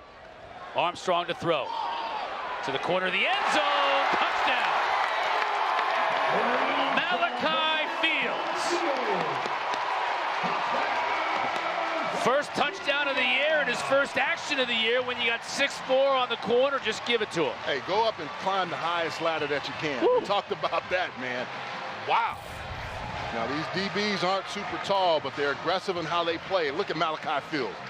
Go up and get it, young man. Nice, and put the foot down and score. That was really nice. For an offense that has struggled all game long, you needed something positive, and finally, Brennan Armstrong and Malachi Fields are able to connect on a big touchdown. Mentioned it earlier, Fields injured his foot in camp back in the summer. The foot looked pretty good getting it down into the corner of the end zone. More pushing and shoving on the extra point. These officials are going to have to get it back in control. Going to have to get it back in control. Could be an ugly 4th quarter if they don't. Our marathon drive recap. Virginia's finally able to put it in the end zone. Passing game working on this drive. Kemp with a nice catch, staying in bounds, going out, catching it, and then a nice strong run by Armstrong, getting open. And we talked about this, using your legs to get away from trouble. And then that 4th down run was a key and effective. That blocking on the interior was really strong. And then the touchdown right here. Get rid of the football as quickly as possible. Let your guy go up and make a play. Perfect placement by Brennan Armstrong. His 7th touchdown pass of the year.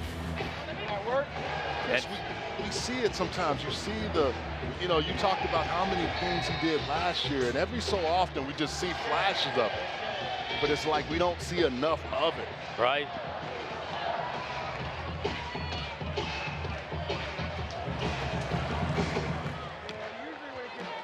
Farrell with the kick out of the back of the end zone. Touchback. Don't forget, coming up after our game, true freshman quarterback MJ Morris. He's going to lead NC State against Boston College. Then our ACC Network primetime matchup, Syracuse and Florida State from Central New York. Both here, not only on the ACC Network, but also streaming live on that ESPN app.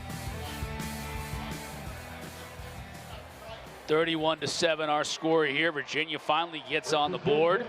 And now this defense has given up just 3 points since the latter part of this 1st quarter. Back out there on the field for Virginia. Izzy, direct snap. Powers his way forward for about 6. They use it effectively, and then they get him guys running forward so they can block for him, and all he has to do is just find the hole and really start finding areas to run the football.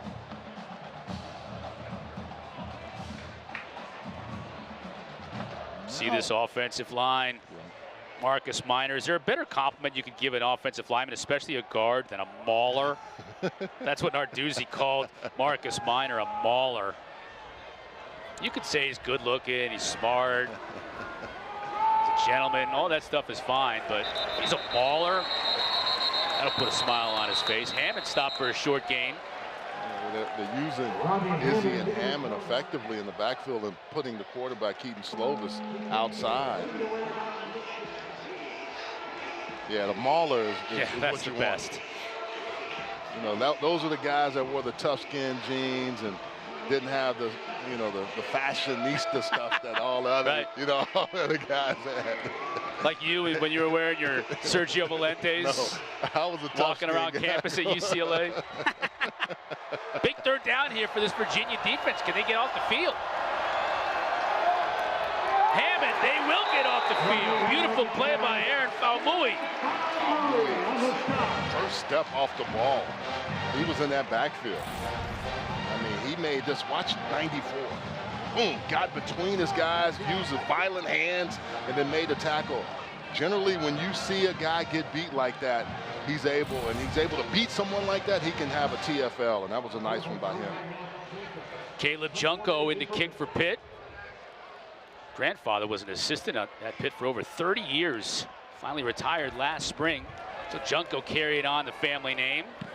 And off the side of his foot. Going to take a Pitt bounce, but man, the struggles continue for this Pitt punting game. But the end result is not terrible for the Panthers. Still decent field position for Virginia. Larisha, what do you got? Well, you guys have been talking about Pittsburgh's offensive line this entire game. And when we talked to head coach Pat Narduzzi, he was just saying, like, this veteran O-line, it's all about the physical style of the offense. It's a little bit of old school football. And if you go to their locker room, they have up an image showing some of these guys who used to play O-line for them, like Dorian Johnson or Mark May, Jimbo Corvette, Russ Grimm. All of these guys have been influential in what this O-line can do. Yeah, Mayday All-American at Pitt. A.J. Woods defending on the play, but Malachi Fields, he and Armstrong have a bit of a connection here in the second half. They really are. They're looking more and more comfortable. Bill Fralick was on one of those offenses. Yeah, you just keep naming names, right? But Armstrong looks now like he's more comfortable, and his receivers know where to be. And to your point, it looks like that second half they've adjusted and made plays that specifically help all of the offense out. Armstrong, the fake to Hollins, pressure up the middle, gets it to him on the backside. Before Simon can push him out of bounds, it's another first down. Start to your right, boot out, and then you have that guy going outside is going to get forgotten about. Watch this. This defense is going to just move. Watch the defense move there, and then they come back, and they have to respect you because Armstrong has run well. No one there outflanking him. Really nice job on that play. Down 24, Virginia's got to move. Hollins, now the reverse, flea flicker, no time for Armstrong. It's dropped for a huge loss. Kalijah Cansey just blew that play up single-handedly. Hey, if you're a Pitt, you say you get cute on us, this is what we do. We talked about the physical nature, the grittiness. You can't do all this. You don't have time. Okay, that looks good. That doesn't look good. And then after a while, you have guys that just can tee off on you. I don't like it. All those white jerseys in the backfield. And it's simply because you had a play where it already worked. Just keep some of those. Fans still here at 10 and still letting their team know they're supporting him here as we start the fourth quarter. Armstrong to throw, and he's dropped again. That's the 8th sack of the day for this Pitt defense. They had 6 last week, 8 this week. Quarterbacks don't stand a chance against this front 7. 8 sacks, 7 tackles for loss. They're just getting after you. I mean, this offensive line cannot protect and hold up the way they need to. They are getting to Armstrong. Third down at 30.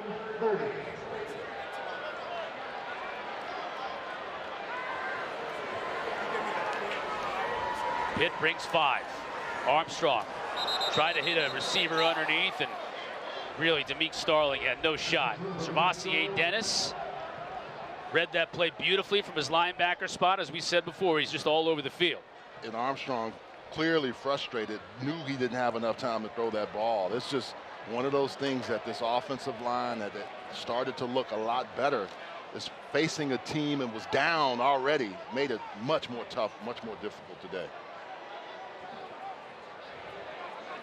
Sparks in to punt away for the Who's.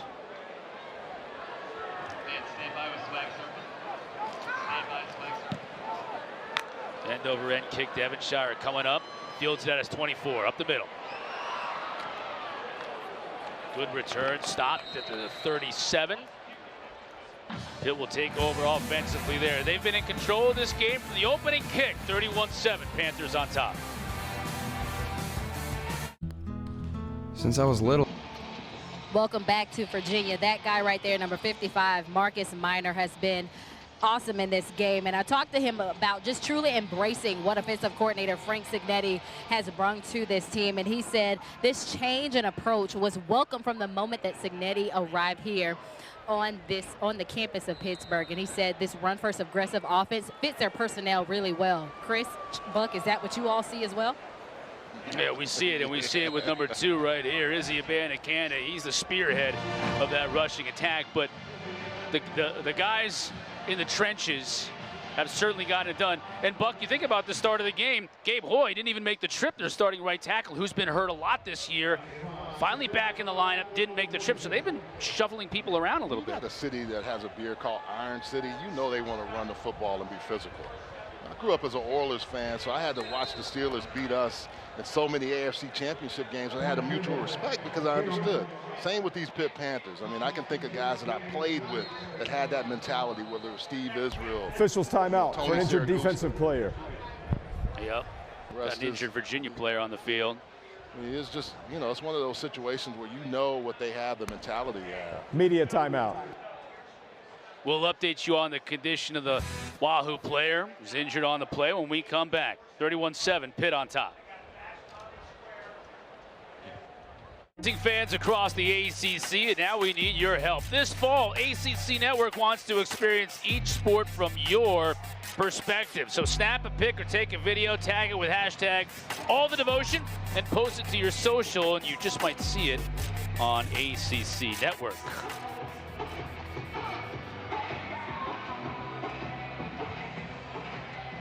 Izzy right now with 90 yards on the day, looking for his 8th career 100-yard game. 7 of those 8 have come this year.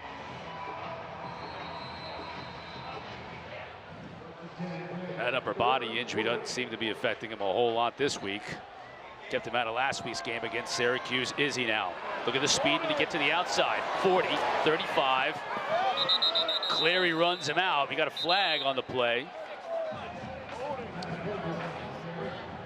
They're so effective at getting him outside. And Bartholomew Gavin is able to seal the edge.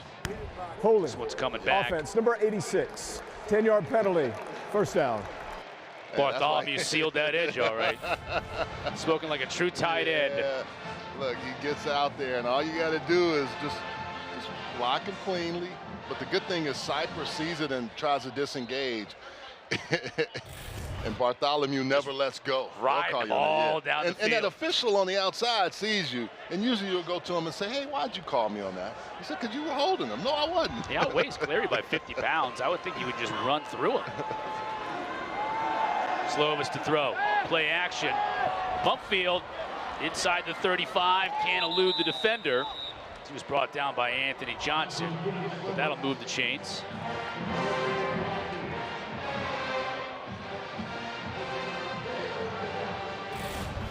Then again, all you need to do is get open here. A little deep over route. They've had some success with this, and I like how he just sits down and makes himself friendly to the quarterback. Izzy lowers his shoulder, picks up another yard. Nick Jackson on the stop.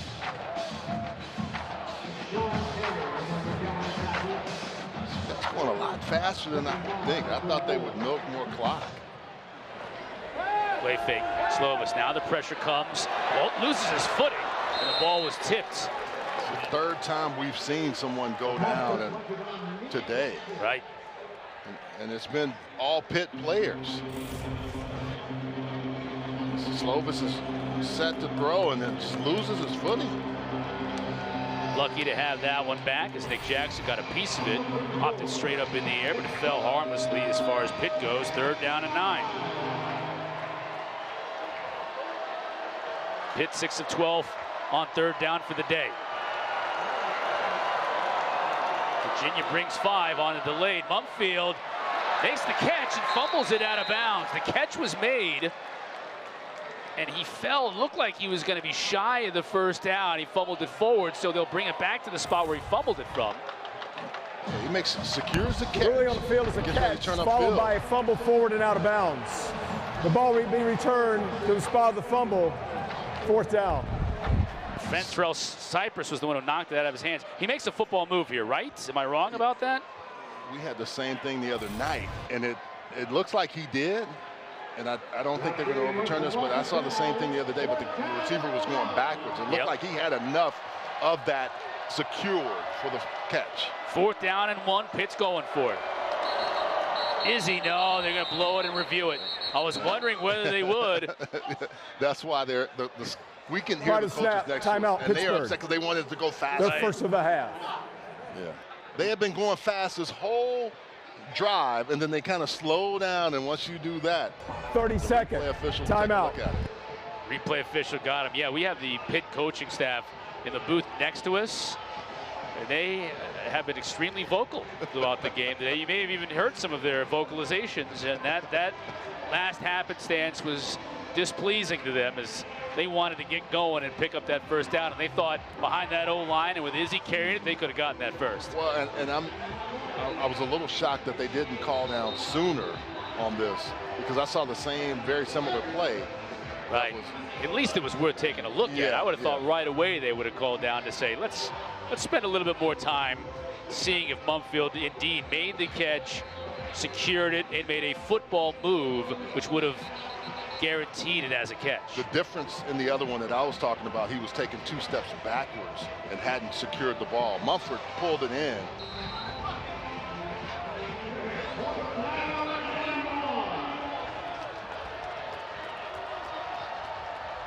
Play stands. 4th down and 1. Here's Izzy, crashes his way to a first down. If you want a first down and it's a short one, you know who to go behind and you know who to give it to. Look at that offensive line. Branson Taylor, Marcus Minor, Owen Drexel, and Izzy with the cameo role. Fresh set of downs for Pitt. They'll continue to work on the clock. Izzy now has 107 yards. Every time I see that stat, 320 yards. Sir, that was his day against Virginia Tech earlier this season. Throw in 6 touchdowns that afternoon. What a day. As he continues to pick up yards in chunks now.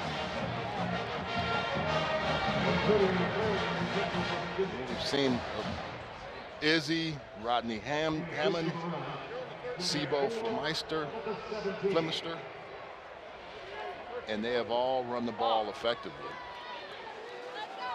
Izzy's day, 10th play of this drive. They're leaning on Abanikanda once again.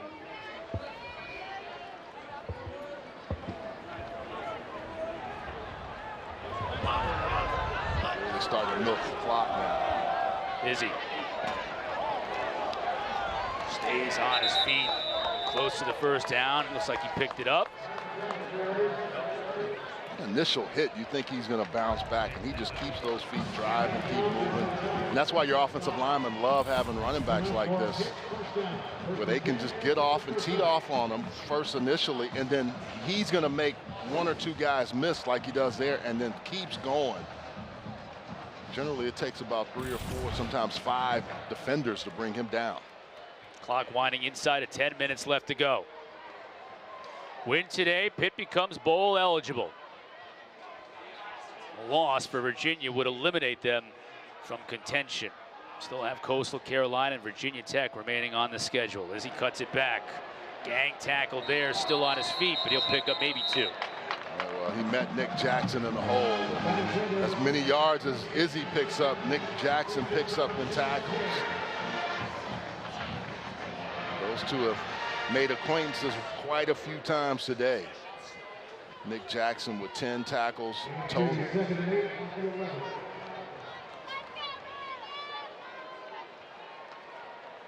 Izzy's up there in total yards, rushing yards nationally. He's also up there in carries. 5th in the country in carries coming into this game. They will ride his back. Now they have a healthy Hammond, so that's going to help down the stretch.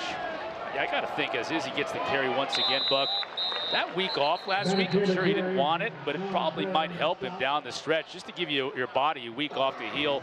Not just the upper body injury, but all the bumps and bruises from getting hit 30 times a game. That's a great point, Chris, because as you get this late in the season, everything hurts you after a game. And you got to figure he needed a break.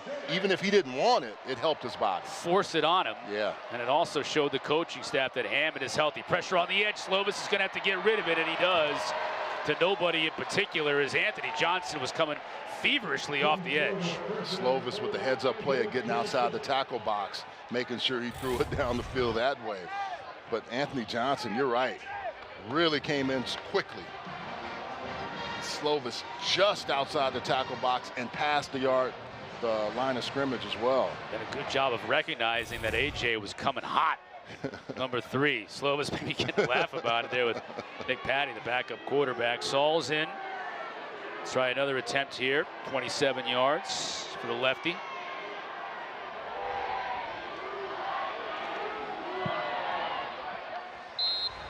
And it's good. Ben Saul's doing his part today, 34-7. Pitt continues to dominate on both sides of the ball, and they stretch out their lead here in the 4th. Took the lead on the first play from scrimmage today, extended it to 14 on the second play from scrimmage. Both pick sixes, and they've never looked back. Now up 34-7, just about midway point of this 4th quarter. A win today, as we mentioned, Pitt becomes bowl eligible. And Virginia, their slim chances of making it to the postseason will end, as they'll have no chance to get the 6 wins with the L today. Sauls into and out of the back of the end zone. Let's take a look at the ACC standings in league play. Defending champs, the Pitt Panthers, won't be defending their title this year in Charlotte, but a nice bounce back for them when you think about now going 3-3 in conference play, 6-4 overall. Yeah, especially the way they started and, trying to figure themselves out. I think that really helps them, and you can see what they have left. Shout out to Duke for the way they've played this year. Man. Miami is a team for the future. Rough first year for Mario Cristobal, but you got to have faith that they're going to bring in a lot of talent from South Florida and turn things around. Although we've been saying that with Miami for some time, haven't we? Yeah, that's so true. I think it's going to happen though with this coaching crew, and there just is too much talent down there locally to prevent them from getting back at least near the top of the ACC in short order. Think about when the ACC split into divisions. Collins will move the sticks. The whole thinking was, let's separate Miami and Florida State into the 2 divisions so they'll play each other in a barn burner top 5 matchup in the ACC championship game, and it's never happened. Yeah, that's true. Florida State has done their part for the most part. Miami's never played in that ACC championship game. Crazy. That's wild. A bit off the mark there to J.R. Wilson. Tony Elliott trying to stay positive. A lot of teaching moments for him this year, isn't it? Yeah, it is. I mean, this is one of those things when you take over a program, you have to figure out how do I get guys understanding and buying into the culture and figuring out how to win. Let's go, Mike. All's out of the backfield. Go, Mike. Go, Mike. Solomon to Shields from his linebacker spot, making the tackle. Virginia's remaining schedule. Got Coastal Carolina next. Now, Coastal's 8-1, but they're without Grayson McCall, their great quarterback. He's going to be sidelined probably for the rest of the regular season anyway, and then they finish up with their rivalry in Blacksburg against Virginia Tech, and anything usually does happen in that game. Roll the records out on that one for sure. Armstrong to throw. Now pocket breaks down. He gets out. Low throw. Are they going to give him the catch on that? No, incomplete. Billy Kemp, the intended receiver, he thinks he got it. Officials timeout. Nobody else on that sideline over there agrees with him. Yeah, Billy looked like he was a shortstop on that one.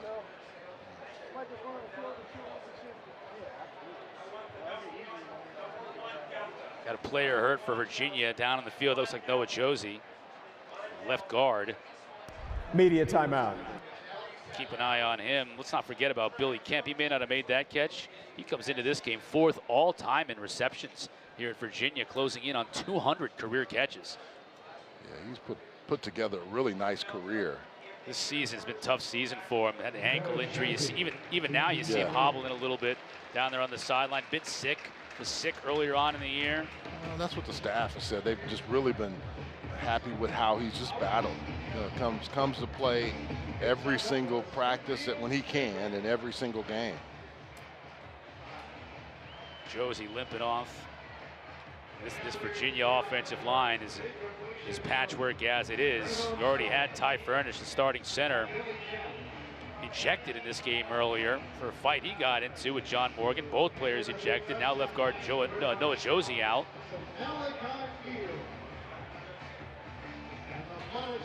One area where they're going to have to improve, we can talk about the skill weapon guys, but you've got to get better on the offensive line.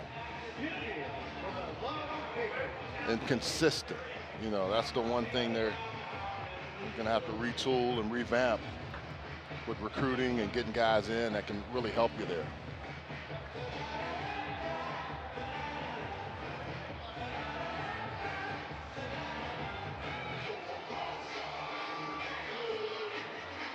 This Pitt team's got lots of smiles on their faces. You can understand why. When you put all the check marks that you want to have for defense, pick 6 twice, 8 sacks, you know, all the things that you want to do as a defensive unit. Yeah, they've got them all check marked today. Think about this. I mean, this is a Pitt team that has finished 1st or 2nd in sacks in the country in each of the last 3 years. 2 weeks ago, they come into that game against Syracuse ranked 21st. And talking to Coach Narduzzi, like, what's wrong with you guys? 21st in the country. That's so un-Pitt-like. Fast forward 2 weeks later, and 14 sacks over the last 2 weeks. Right now, they're threatening that #1 spot again, depending on what Liberty and Louisville do this weekend. That's crazy. Yeah. You know, talking to Randy Bates, their defensive coordinator, that's, you know, he just says, this is who we are. This is what we do. And I think the guys now are all figuring it out. And there's no question about who's going to be where. It's just get there and get there fast. Just wrapping up this injury timeout. Noah Josie made his way to the sideline. 4th and 5, and Virginia will go for it, trailing 34-7. John Paul Flores in the game now at left guard, fill in for Josie.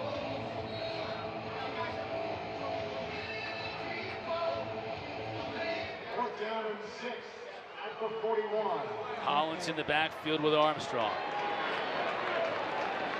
Pitt comes with just 4. They back off into coverage. Armstrong throws, and it's incomplete. The Shields in on coverage, but that ball didn't have any chance as Armstrong was again under all kinds of pressure from Kalijah Cansey and company. Pitt takes over. 6:43 left to go in this contest. It's been all Panthers here in the 4th.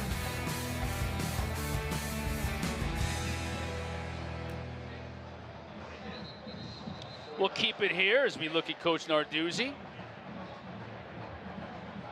Obviously, he's got to be pleased with the fact that his team took the lead today, 14-0 right off the jump, and then 28-0 in the first quarter, and they hung on, even though they had a few moments where he's probably going to use his coaching moments and teaching moments this week. They still never gave up the ghost. And you got to be, as a defensive-minded coach, to get 2 pick sixes back-to-back like that. That has to have you feeling pretty elated, but you still got to get on your guys as much as you can when you win. Vincent Davis out of bounds after picking up a first down. Flag down at the end of the play. May see a face mask here. Anthony Johnson in on the tackle. Coach them harder when you win, right? Holding. Offense, number 15. 10-yard penalty. First down. It's against Bub Means right at the first down marker. It's interesting. A lot of the holes today, Chris, have come from the receivers and the tight ends, not the offensive line. Bub Means has to let go. Gain of 10, then they moved it back 10. So it's 1st and 10. It's as if that play never happened. Bub wishes it never happened. It just cost Vincent Davis a 10-yard completion.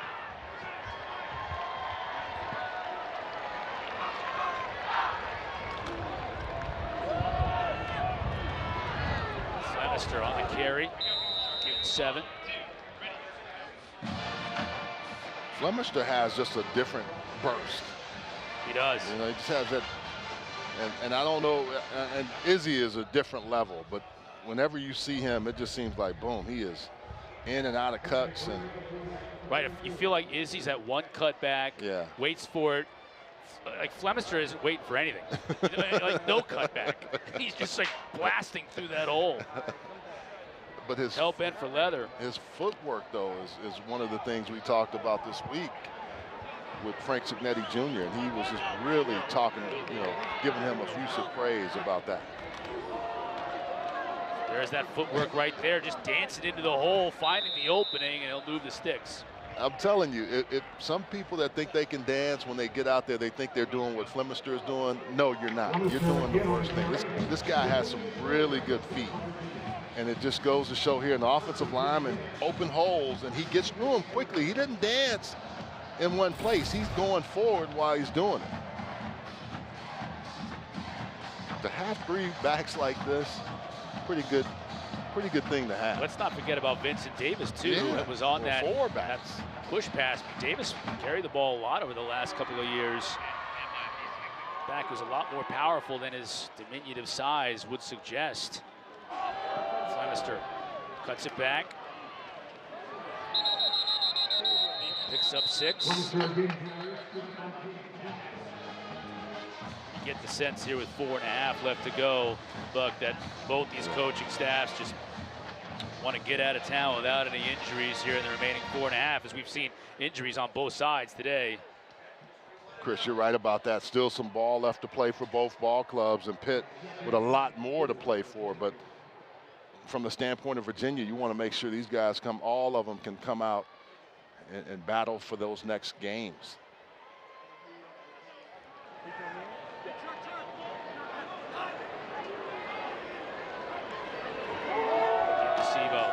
Bounces it outside, now tucks it back in. 2 yards. Clary Jackson in on the tackles. It's almost like he has that cut ready to go before he makes the first cut.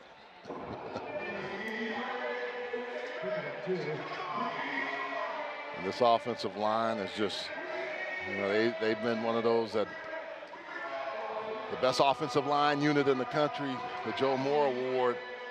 They want to be a part of that because Joe Moore is the guy from Pitt. Pitt guy. They've been without Drexel for much of the season, without Hoy for much of the season, without Carter Warren for almost the entire season, when they're captains, and yet they're still performing at this high of a level. Sebo tries to lunge forward.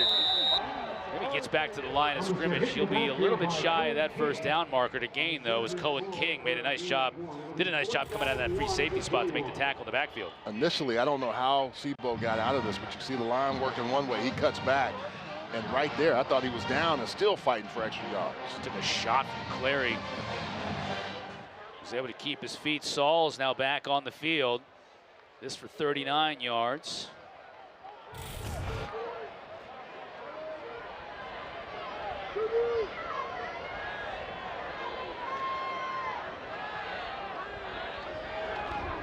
Good snap, good hold. Sauls puts his toe into it, and is true.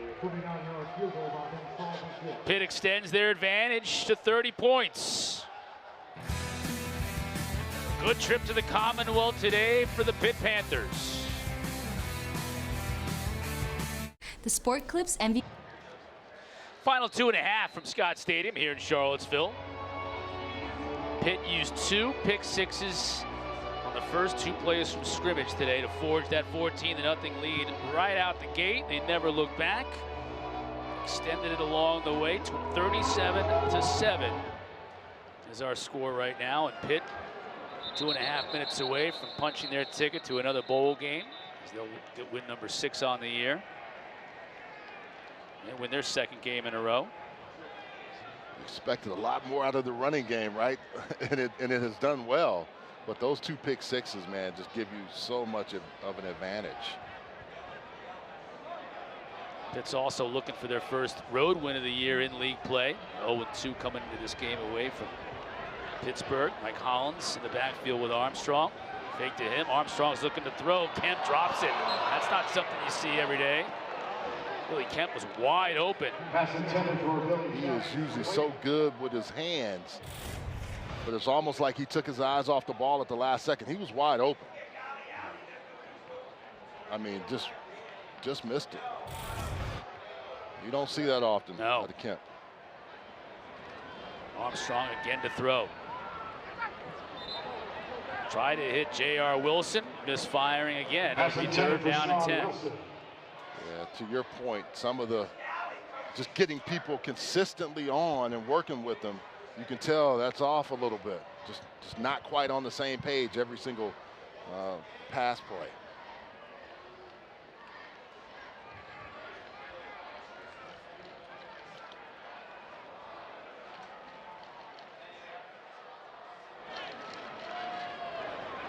Armstrong with time to get we've seen that a few times today. The miscommunication between Armstrong and his receivers, and J.R. Wilson, the true freshman, just, you know, he's not taking first team reps all year long until these last couple of weeks with the injuries at receiver. Yeah, and what you're doing is you're practicing scout team, and now all of a sudden you're playing a lot more. And you played all year, but you're having to make sure you're on the same page. Here's teaching right here. Yeah, exactly. Yes. Former walk-on receiver himself. Yeah. Tony Elliott. And it's not any yelling. It's just, hey, here's what you got to do. This is what that play is called and where you have to be. Vincent Davis to return this kick. It's a good kick, too, from Daniel Sparks. Picks it up on the bounce. Flag, right? Dropped right where his feet were. Yeah. And Sparks initially made the kick. Another flag as well.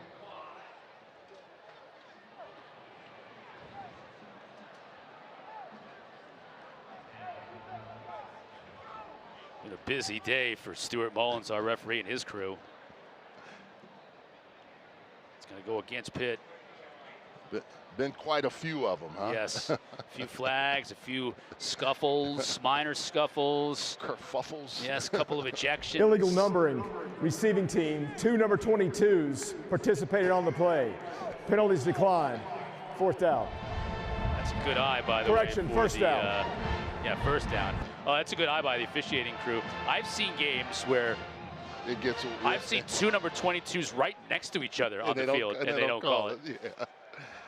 The one thing with college football. There they are, numbers. right there, O'Brien and Davis, looking at their jerseys. Wait a minute.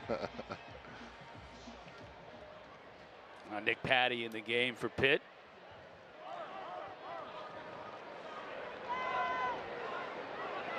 See a few gives to Hammond here.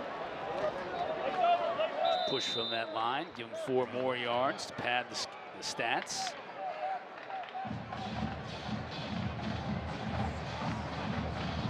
Well, this offensive line and Kedon Slovis was effective as well. But I think we have to say the defense really is what started this game and really made things happen for this Pitt ball club. Once again, Pitt very balanced, though. 208 yards passing, 183 rushing, 8 sacks. 46 attempts. When they're at that mark and they're there, they're right where they need to be.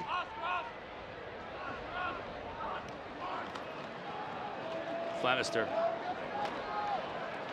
fighting hard for yards. Yes. With a mean streak. I love it. First down for Pitt.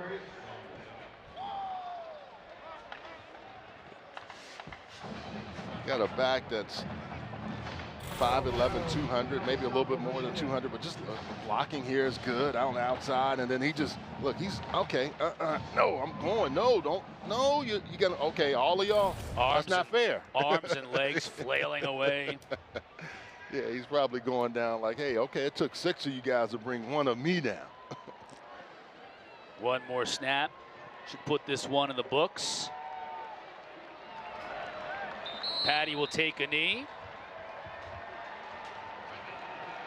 And that should do it.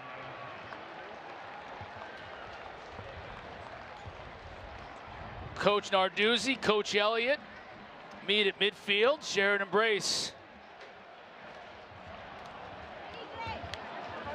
That's a fraternity right there. Both those men know what the other one is dealing with and going through right now. And Elliott